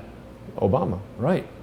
And so what motivation would Barack Obama and his team have for arresting these 10 people, and instead of sending them up down to Guantanamo or sending them somewhere and dry cleaning them for months and years to find out what they're really doing, instead we do an unequal trade and we send these people back to Russia like within 2 weeks of being rounded up. That doesn't make sense to me, and there's some documents here. In light of what we've been looking at with the Uranium One thing, what William Campbell supposedly knows about what the FBI may have been investigating, this reeks to high heaven, the fact that these people would have been rounded up, not really vetted and investigated carefully, and then just sent back to Russia, never to be heard from again. Is this the Anna Chapman crew? This is the Anna Chapman crew. And it reeks, it's almost as if the Obama team didn't want real investigators to ask these people questions for fear that the spies would reveal the degree to which they had compromised the Obama administration, maybe the Bush administration, maybe the Clinton administration. These spies who were rounded up were people who've been operating in this country for years and years and years. Charles, I don't want to digress or get into talking about someone that we shouldn't talk about who's very tall, but he was bringing you up quite a lot this week, mentioning how at our very first meeting you told us that you once had a chance to meet Anna Chapman, and he was discussing it in such a way that I feel was intended to lead viewers to believe that you somehow might know something more about her than you do. And now that you're saying this, that the kicking out of Anna Chapman and all these spies was related to trying to cover up things related to Barack Obama, I'm curious to go back and watch that video again and try and understand exactly what it was that Mr. G was trying to do in those statements. Well, I mean, look, I think the idea that a foreign government would try to send a beautiful, and she was at the time stunningly beautiful, young lady into New York City to try to meet, or for that matter, Washington, D.C. or California or something, to meet people. It's not exactly the first time that was ever tried, and it's not as if we don't do that too, right? But my point in putting this up here is that the American people deserves now, we deserve, across the political spectrum, to have a serious inquiry into the degree to which, I'd go back to the Bush years, first H.W. Bush years, in opening up this idea of globalism, what was really going on? Were corruptible and corrupt Americans getting in league with corruptible and corrupt foreign people around the world to concoct these deals that no one would be ever able to figure out as a means to, pay off politicians who needed to be paid off, as a means to intimidate enemies, as a means to launder money for crooked spying schemes around the world. Is this one big happy, corrupt criminal enterprise that actually the uniparty's all in for? And I'm sorry, I don't believe that that Americans, even Russians, Western Europeans, on balance, are going to say, this is absolutely fine by us. We like this. This is great. Yeah. No, I don't think that's right. I think this is way out of control. Yeah. The inmates have been running the asylum for too long, and we really need to get answers to this. So with that, I want to quickly jump into some fun facts here. Now, I'll make this painless, or at least relatively painless. When you go and you meet people at cocktail parties or restaurants here in New York or DC or LA, it's the rage to be a globalist, right? It's fun. Is it? Sure. You get to go to London and Paris, and you get to say nasty things about Donald Trump and his supporters, and flit around the world and go to Davos and do this and that. But the question begs, how good has globalism been?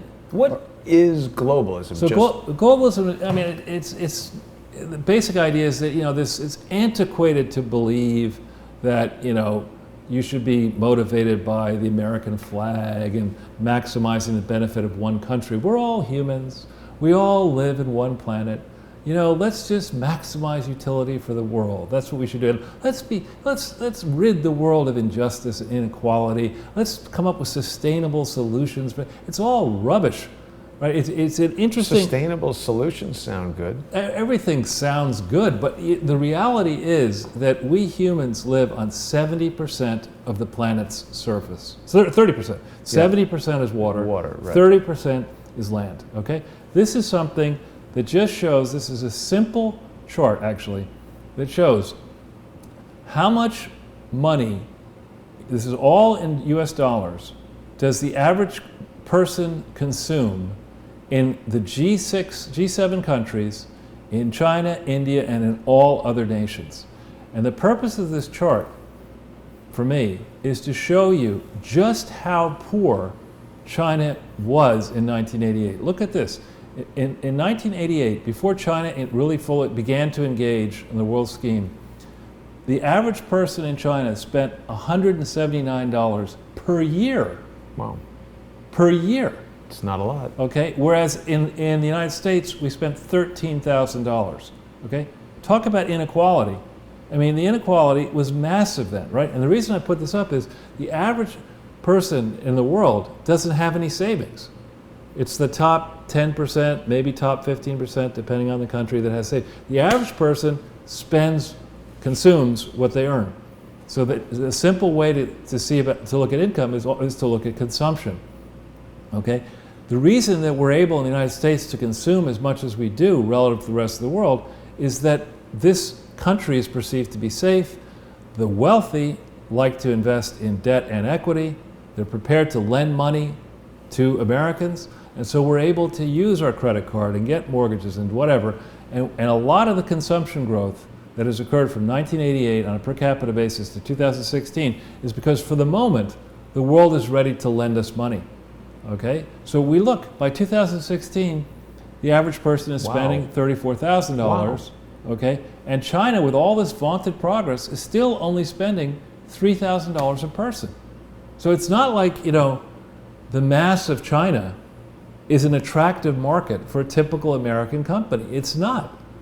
Okay? And China is, we'll show you in a bit, that China is one country that's done well under globalism. India has also done okay under globalism. Now, who has benefited the most from globalism? My alma mater. Take a look at Yale. In Yale? Oh, wow. I've long been wanting to show this in a comparative way.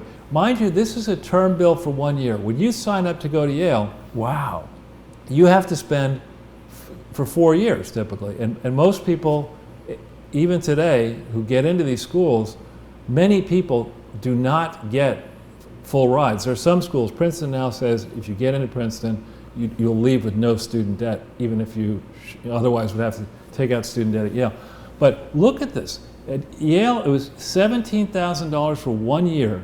After-tax money you had to come up with 1 year. Now look up here at the top, Jason. Or maybe make the type a little smaller if you can. So it costs $17,000 for 1 year of Yale, but the average person in America only spends $13,000 a year. Okay, this is 1 year, so multiply that by 4, $68,000 to go to Yale, and you're only consuming $13,000 a year. Well, it's gotten worse because a lot worse.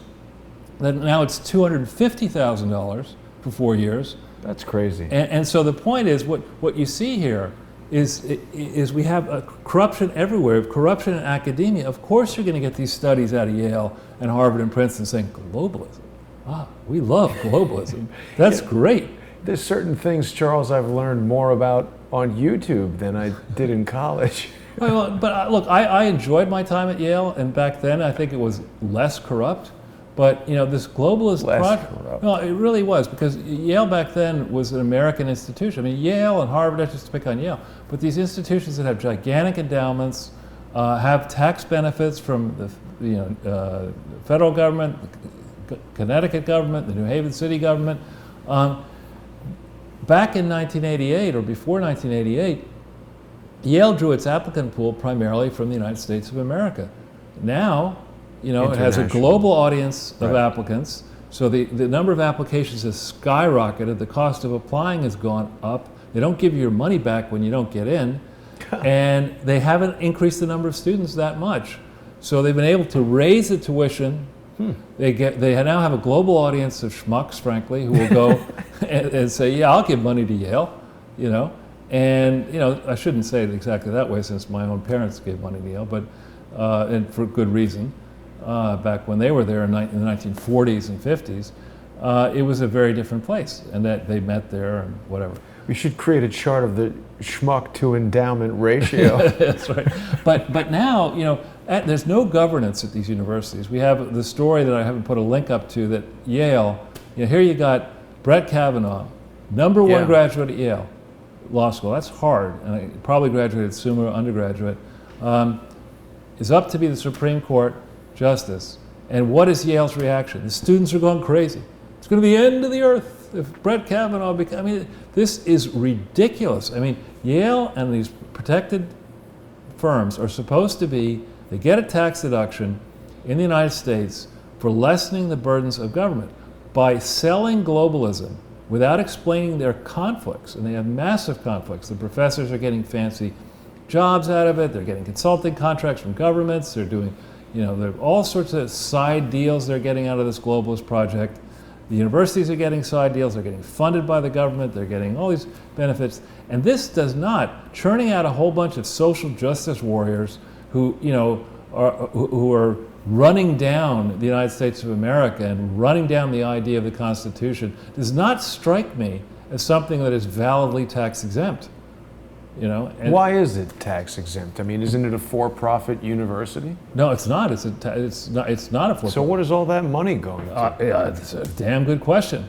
and you know, and actually, it's an even better question when you go and these universities churn out people who are good with math and good with explaining things.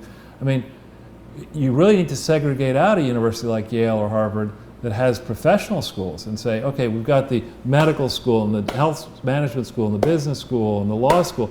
These schools mint money, you know, and contribute money into the, whereas maybe the philosophy department at Yale and other departments. Acting department. Well, that actually makes money as well. Wow. Music school. But, you know, I think when you look at this with a clinical eye, it's past time to say we need objective scholarship. It's not like on the college campuses.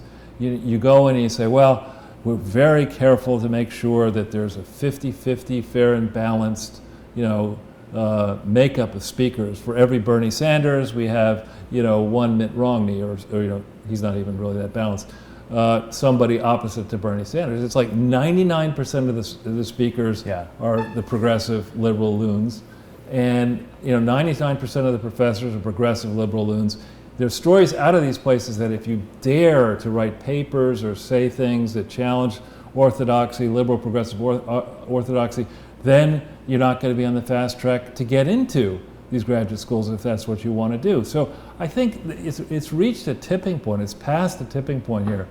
Globalism sucks. It really does, except for all but the cronies. Yeah. So if we go into the next page. Now, we're going to have, I hope, another good friend. This is name dropping, but there's a great human being named Gordon Chang. And Gordon, long ago, wrote a book, early some would say, about the dangers posed by China. I think he wrote it in around 2007. Now, we have links that we're going to show you where we get these numbers. These are from UNCTAD data, UNCTAD data. This is corrected to dollars on a consistent basis. This is the total amount of money spent. These are in millions of dollars by the mainland China. It's 1.4 trillion, 1.8 trillion, 2.3, $34.3 trillion was spent from 2007 to 2016 on a whole bunch of globalist projects, no doubt blessed by McKinsey and investment banks and commercial banks and consulting firms or whatever. They spent $34.3 trillion in China on buildings and complexes and ports and airports and you name it. But the total consumption, the stuff we were talking about, 10,000 per capita, going up to 34,000 in the United States, the total consumption in that period was only 29 trillion inside China. So clearly these projects are to make up for lost time. Now granted, China did not have the kind of infrastructure we had in 1988. So maybe they needed, as they got embarked on this project of competing globally, and maybe they needed to spend more. Is this all these empty cities? Empty cities. I think it's also graft. You say you spend 4.8 trillion, but there's no real evidence that that money was spent. Instead, it gets sent outside the country. So the ratio that I like to look at is total investment to total internal consumption. And there you see in China, it's 118%. In other words, for every dollar that people consume in China in this period, they actually invested 118 cents. Right? They invested more than they consumed. And you look at a different economy, look at the largest consumption market in the world, the United States economy. Here, in the same period, we spent less money on investment, 31.5 trillion, and we consumed 110.5 trillion. So for every dollar of consumption, we only invested 29 cents, which makes sense, right? I mean, if you think about the business world that you've been in, right? Most companies, particularly if they're privately owned companies, don't sit there and say, you know what, let's see how we can waste money, right? They don't go, so let's overpay for this. Let's, say that the foundation thing cost 165 million when it really only cost 80. They don't do that kind of stuff. They fight, particularly a family business. You find yourself fighting, with different people in the family and outside the family. No, we can't spend that. Let's spend less, or let's not even do the project. So, in a place like the United States, where there is some discipline remaining in the private sector about how money is spent, and certainly when people go out and buy stuff, it's not like, the Clintons may do it this way. Let's go into the supermarket and that apple over there, let's spend $10,000 on that fruit, for the hell of it, to lessen inequality. I mean, maybe the Clintons do that, but most people when they shop say, I think an apple should cost whatever an apple costs. Can you picture Hillary pushing a shopping cart in a pantsuit made out of oven mitts? I think you can. But so one of the things I have liked to do over time is to find relationships like this that are so discordant, so opposite. You look at this ratio. Why is China spending 118 cents for every dollar consumed, whereas in America we're spending 29 cents for every dollar consumed on investing? It suggests that either China has overinvested $25.9 trillion, inflating this bubble, right, that they built in China, or we have underspent 98.9 trillion in the United States of America. I don't think we've underspent. I think China has overspent. It may not be 25.9 trillion, but let me tell you, a $10 trillion bubble is a big problem. And I think that is what threatens all Americans. The fact that the Chinese are not in a position to admit how much against the wall they are. The yuan, their currency, is plummeting. They're running apparently now trade deficits with Europe, and some would argue with North America. What about this petro yuan? Well, again, if you've gone ahead and you've been on your merry way putting up ghost cities and ghost factories and ports that nobody needs, and you started doing this, however many years ago that is, 10 years ago in these numbers, whatever you built in 2007 is probably not all that competitive in 2018. You've got a big problem. Just because you spent $34.3 trillion doesn't mean that it's worth $34.3 trillion today. And on top of which, if you did this using debt and funky off-balance sheet things, and you can't pay it back, you're in a position where China's been selling itself. Move over, America. We're the future. You guys you've had your time. We're going to run the world. There are more of us than there are of you. Well, our market, our consumption market, is 3 times roughly the size of theirs. They are not the future yet. They're many decades away from being the future, if that. And China could well be in a place, and the reason I'm dwelling on this, when we think about what Donald Trump's going to be saying to Vladimir Putin, and one thing he's not going to be calling him is Pooty Poot, the way Bush did. Did he call him that? Well, after he referred to him as Pooty Poot, not to his face, I don't think. That's stupid. But he's probably going to be saying, I hope, and I've been giving interviews actually in Sputnik and elsewhere in Russia saying, if you're sitting there as Russia and you're trying to figure out on who, what horse do you want to hitch your economic wagon to, I mean, you can say what you want about the United States of America, but we're only 325 million people. China's 1.3 billion people. We share no borders other than the one that Sarah Palin has with Russia. We share no borders. And I like Sarah Palin, actually. But oh, really? Yeah, I do. Charles, I think the show might be over. No, I like her humanity, actually. She's so stupid. I don't think so.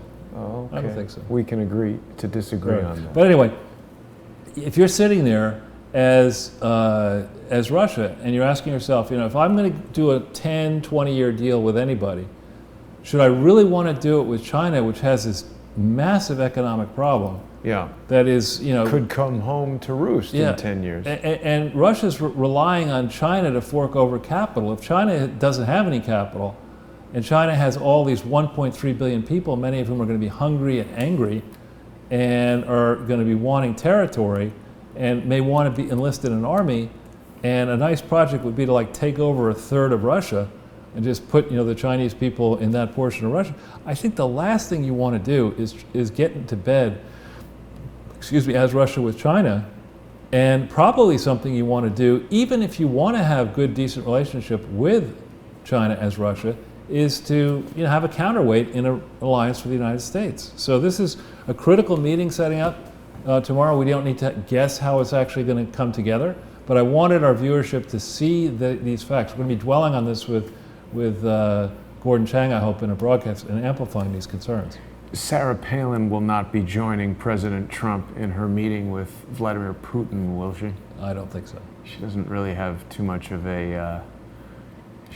She had a reality show, and that was about it, right? So if we go to the next page, if we can. Indeed. All right. We've had various and sundry. We don't have to pull up these links because I want to keep us on time. There's two separate views here about whether or not the information that the FBI has and the legislators want concerning the Russiagate informant, whether that's already been released. The first story here says yes.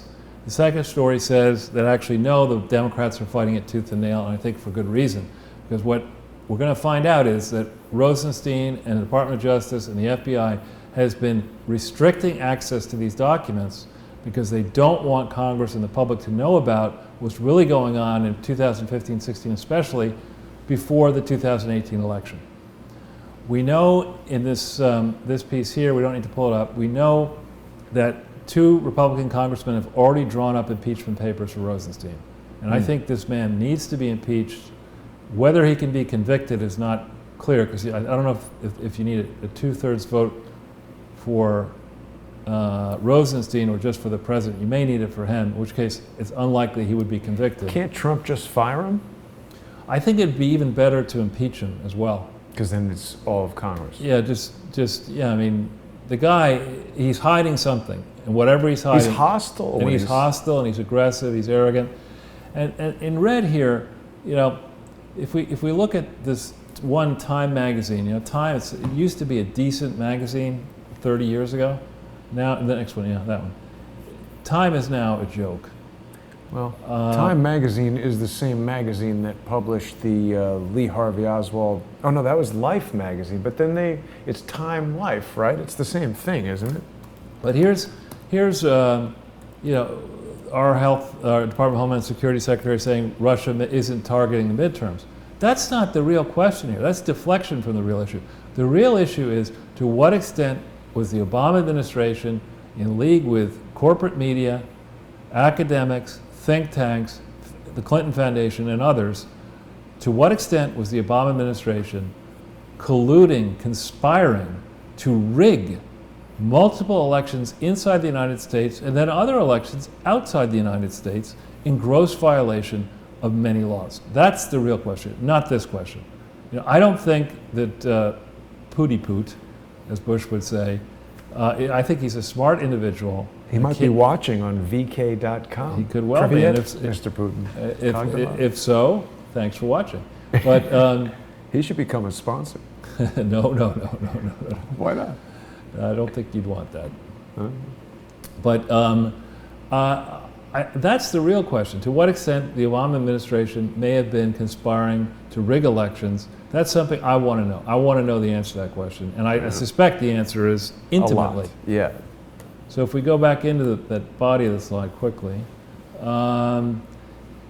we don't need to pull up the zero hedge thing. Donald Trump has suggested that he may ask Russia to extradite these people. He's certainly not going to do that.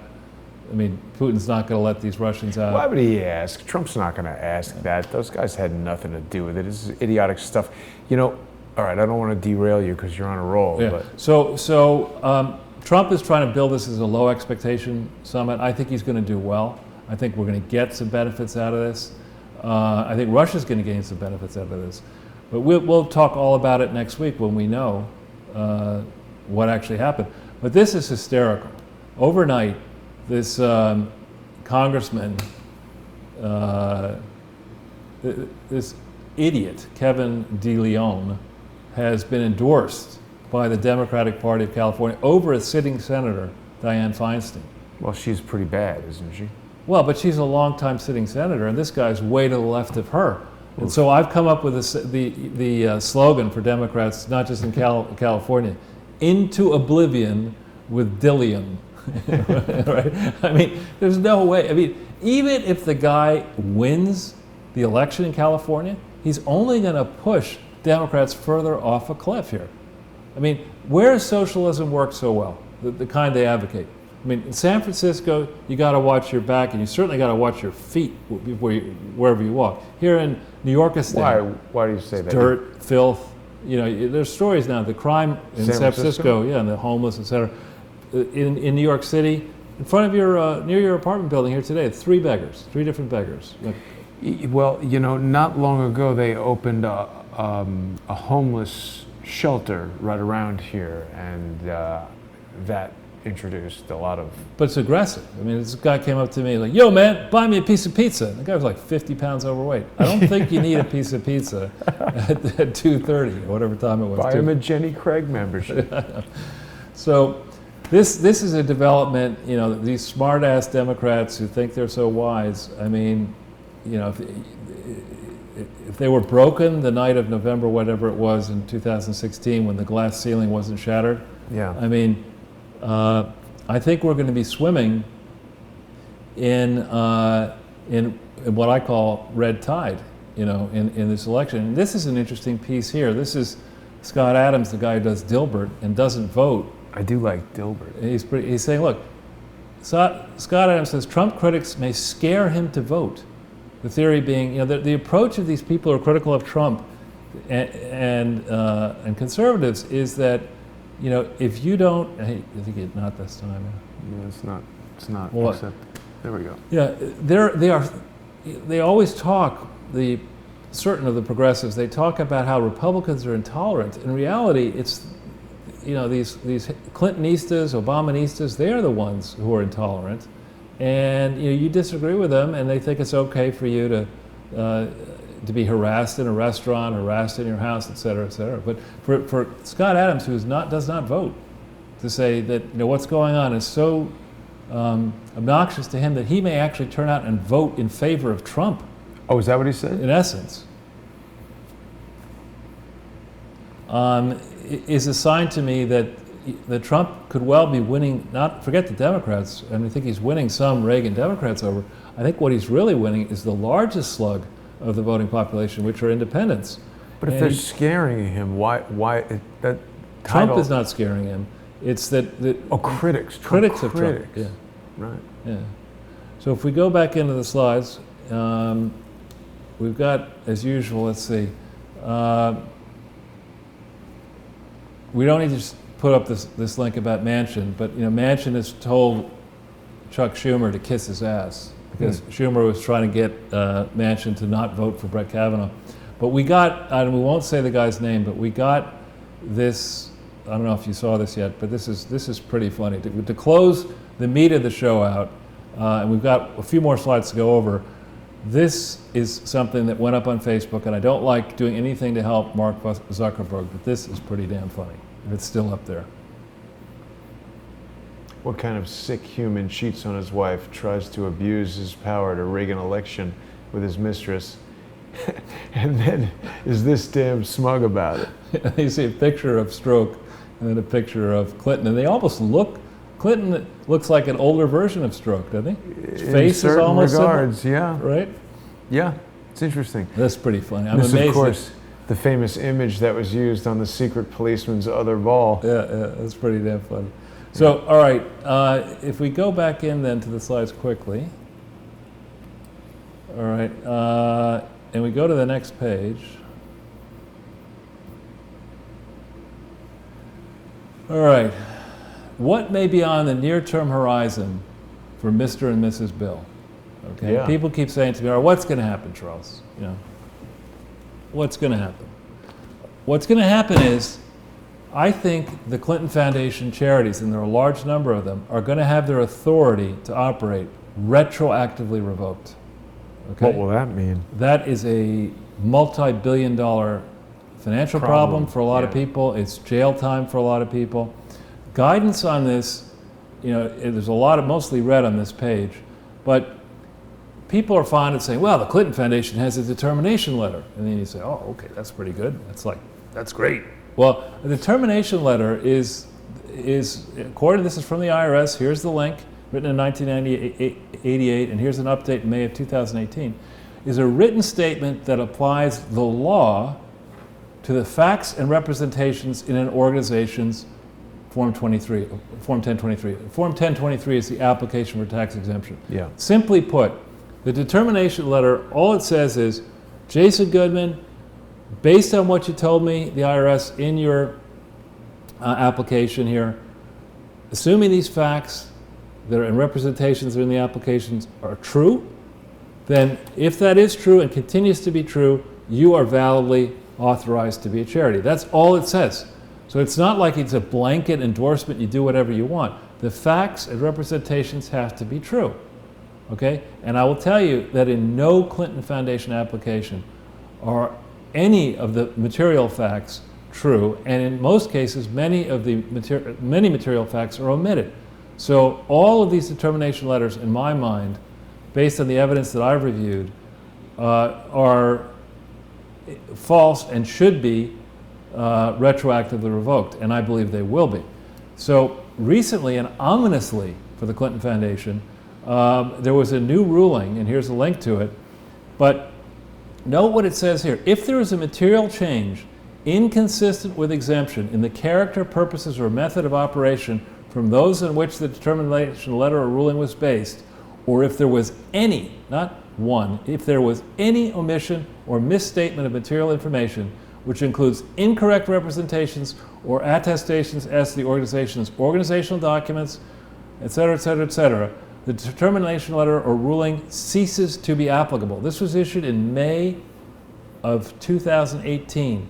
Whoa. Under Donald Trump's Whoa. IRS department. So this is a sign to me that the IRS has been studied. The average investigation into a charity fraud supposedly takes 2 years. We know that the FBI opened an investigation in January of 2016, and we know the IRS opened an investigation in July of 2016. That's 2 years. So you've had 2 years, IRS, to do this. You're sharpening your knives out here. The facts are there. We served it up. This is our 88th video or 87th video or whatever it is. There's a lot of information out there. You have a lot of people in the IRS and Department of Justice. You need to get your acts together. We need to be playing indictment bingo, conviction bingo, financial penalty, cash register ringing. We need to be doing this. We got a deficit to balance. We got a debt to pay down. And what better way to do it than to go after this kludge of Clinton Foundation and related charities, false front charities, and the donors that have been sending money towards these false front charities to get on the right side of the Clintons. So I say by the 15th of November 2018, at the latest, we're finally going to be vindicated here. Wow. We should have a party. We should have a big one, yeah. So this is just 3 bonus slides quickly to give you, we won't dwell on it, but here's the source data to show you the unequal distribution of consumption for each of these G7 and then for mainland China, India, and others. You see the total amounts. If you go to the next page, the unequal distribution of population. Remember, the population is basically on 30% of the Earth's surface. So these G7 countries haven't been growing that much by way of population, and the bulk of the population is actually outside. It's in mainland China, India, and the other nations of the world. By the way, these other nations, the picture I've been painting here is not as bad as the truth, because in other are a lot of rich countries, the oil-producing nations, the smaller European states. If you really did this properly and extended it, went past the G7 to the richer countries, let's say the 20, 30, 40 rich countries and the 160 other ones, the people down here and other are still, under globalism, in deep shit, living in shitholes. Exactly. So if we go to the next, this gives you a sense also, remember I said that consumption is roughly equal to income, right? So when people in the G7 countries, back in 1988, 2/3 of the world's consumption was in 7 countries. G7. Now 50%, 49% in 2016 is in just 7 countries. There are 200 countries. It's better, at least. It depends how you look at it. If you're Japan, you went from 14% share of consumption to 6. That's not better. When workers, below the level of the cronies and the academics and the consultants and the hedge fund guys, the people who are trying to put meat on the, food on the table for their families, are a lot worse off under globalism, because it's unregulated globalism. Right. And it's and that, I think, is why we haven't seen it yet in Japan, but why you're going to start to see the Trump phenomenon. We've seen the Salvini phenomenon in Italy. I thought Trump and Shinzo Abe are buddies. But again, I'm not so sure how much of a populist Shinzo Abe is quite yet. A businessman coming into these different countries and saying, look, hang on, this globalism bullshit, unregulated globalism, I don't know what you people are trying to do at your conferences at Davos and all this kind of stuff, putting up ghost cities in China and India. We're going to stop this project, and we're going to instead look after workers inside and voters inside our own countries. If we're going to send aid abroad, we're not going to send it through crooked foundations like the Clinton Foundation, now maybe the Obama Foundation. We're going to truly help people in these poor countries sensibly. We're not going to set up projects to enrich former presidents or world leaders and call it charity. Right. So with that, I think we're a little bit over time, but we're done. Well, the time is yours, Charles, to use as you choose. Now, I just wanted to bring to your attention, there was an article that, sorry, I didn't have that ready. Well, so, Charles, while we're getting that prepared, I wanted to remind everyone that I've recently been exploring a new format with Quinn Michaels. We've been doing some Patreon-only special content for the viewers that have been supporting the work here at Crowdsource the Truth. And of course, you get all the regular live streams, but people are also going to get some exclusive live streams that are available only on Patreon. And we're doing this to say thank you to the viewers that have become sponsors and are sponsoring the work, and also because some of the work, particularly that Quinn and I have done, it's been the target of harassment by people. So by putting it there on Patreon, it keeps it in a little bit of a more private environment. Now, this article that you had sent me here, where did it go? There's so many emails coming in minute to minute. Here we go. Oh yes, of course, we remember that Sarah Huckabee Sanders wasn't able to get tea at that Red Herring or whatever it is. Red Hen. Yeah, even better. But the Queen of England was happy to serve her tea. So I wonder what will happen to the Red Hen. Probably just a bunch of Hillary fans will eat there.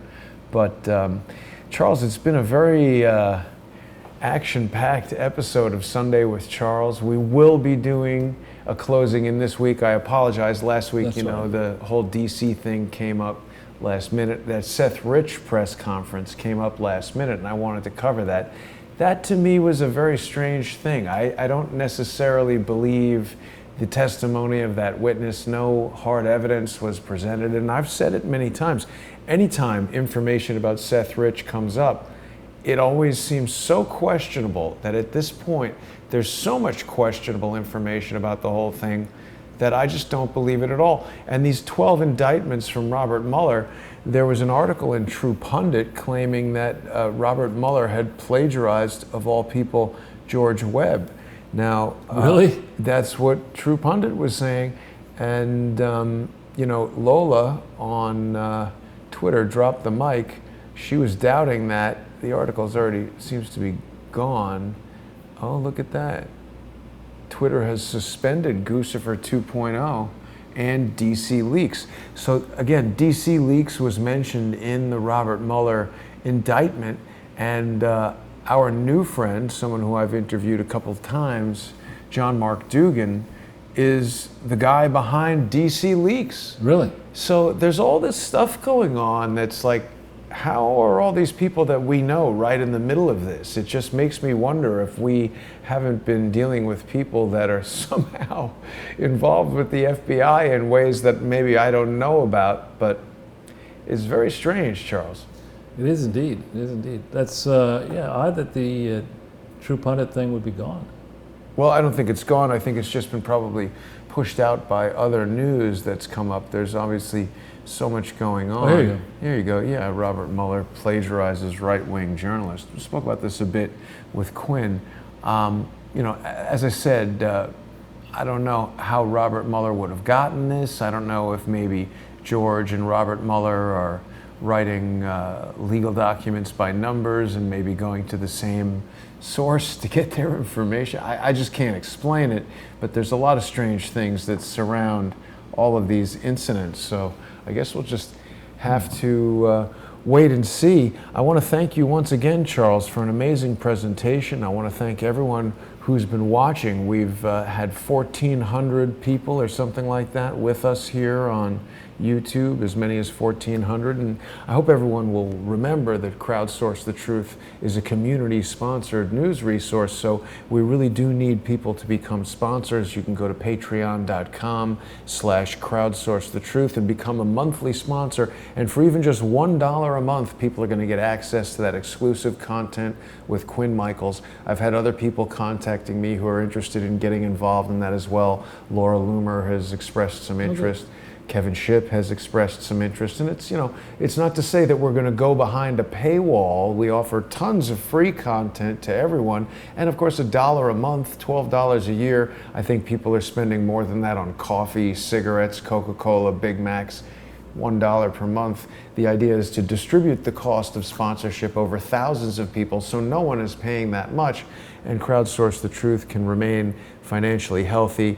And I've been making an investment in the production. We have this new $39 close-up lens, Charles, that gives us a very nice image of you and allows me to do some things with the production that make it hopefully a little bit more interesting. I think a lot of people got to see the live stream I did yesterday. I'm very excited about this, actually. I did it with Dr. Corsi as well. We had the mobile Skype broadcast capability, which was part of the special broadcast with Quinn last night.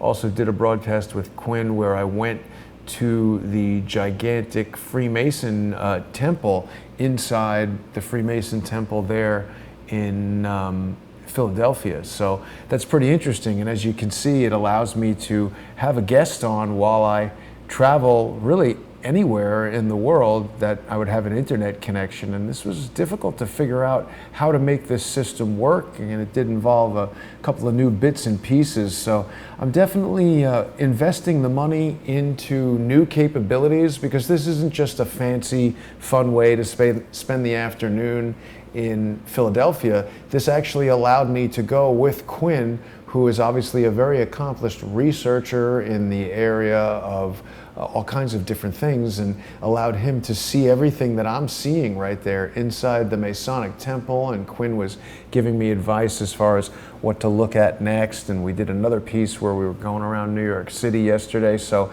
I'm excited about this new capability. I think Dr. Corsi liked it quite a bit, and we'll see if there's different places that I can travel to around the world, around the country, and utilize that and come up with some interesting stuff possibly. So definitely want to thank all the Patreon sponsors that are helping to make that possible, and all the people who are sponsoring on paypal.me/crowdsourcethetruth. People are sending checks, and really appreciate that. Even small amounts helps quite a bit, and I want to thank you for your time, your effort, the undying, resilience and persistence in getting this information out. I hope we're close to a resolution. It's taking a lot longer than any of us would like. Well, it's a big ask. I mean, I took on General Electric, where I started in February 2007. It took 11 years. Wow. To get GE to the place where it's kicked out of the Dow, and to me, I think it's flirting with bankruptcy. So, these big causes, these big projects, big complex frauds, they do take a while. Yep, so. Absolutely. Well, Charles, I'll see you on Wednesday for Closing In. Thanks for joining me today, and thanks everyone for watching. We're going to have an amazing guest next week, but maybe we'll keep a lid on that for right now. Thanks for watching, everybody. See you tomorrow.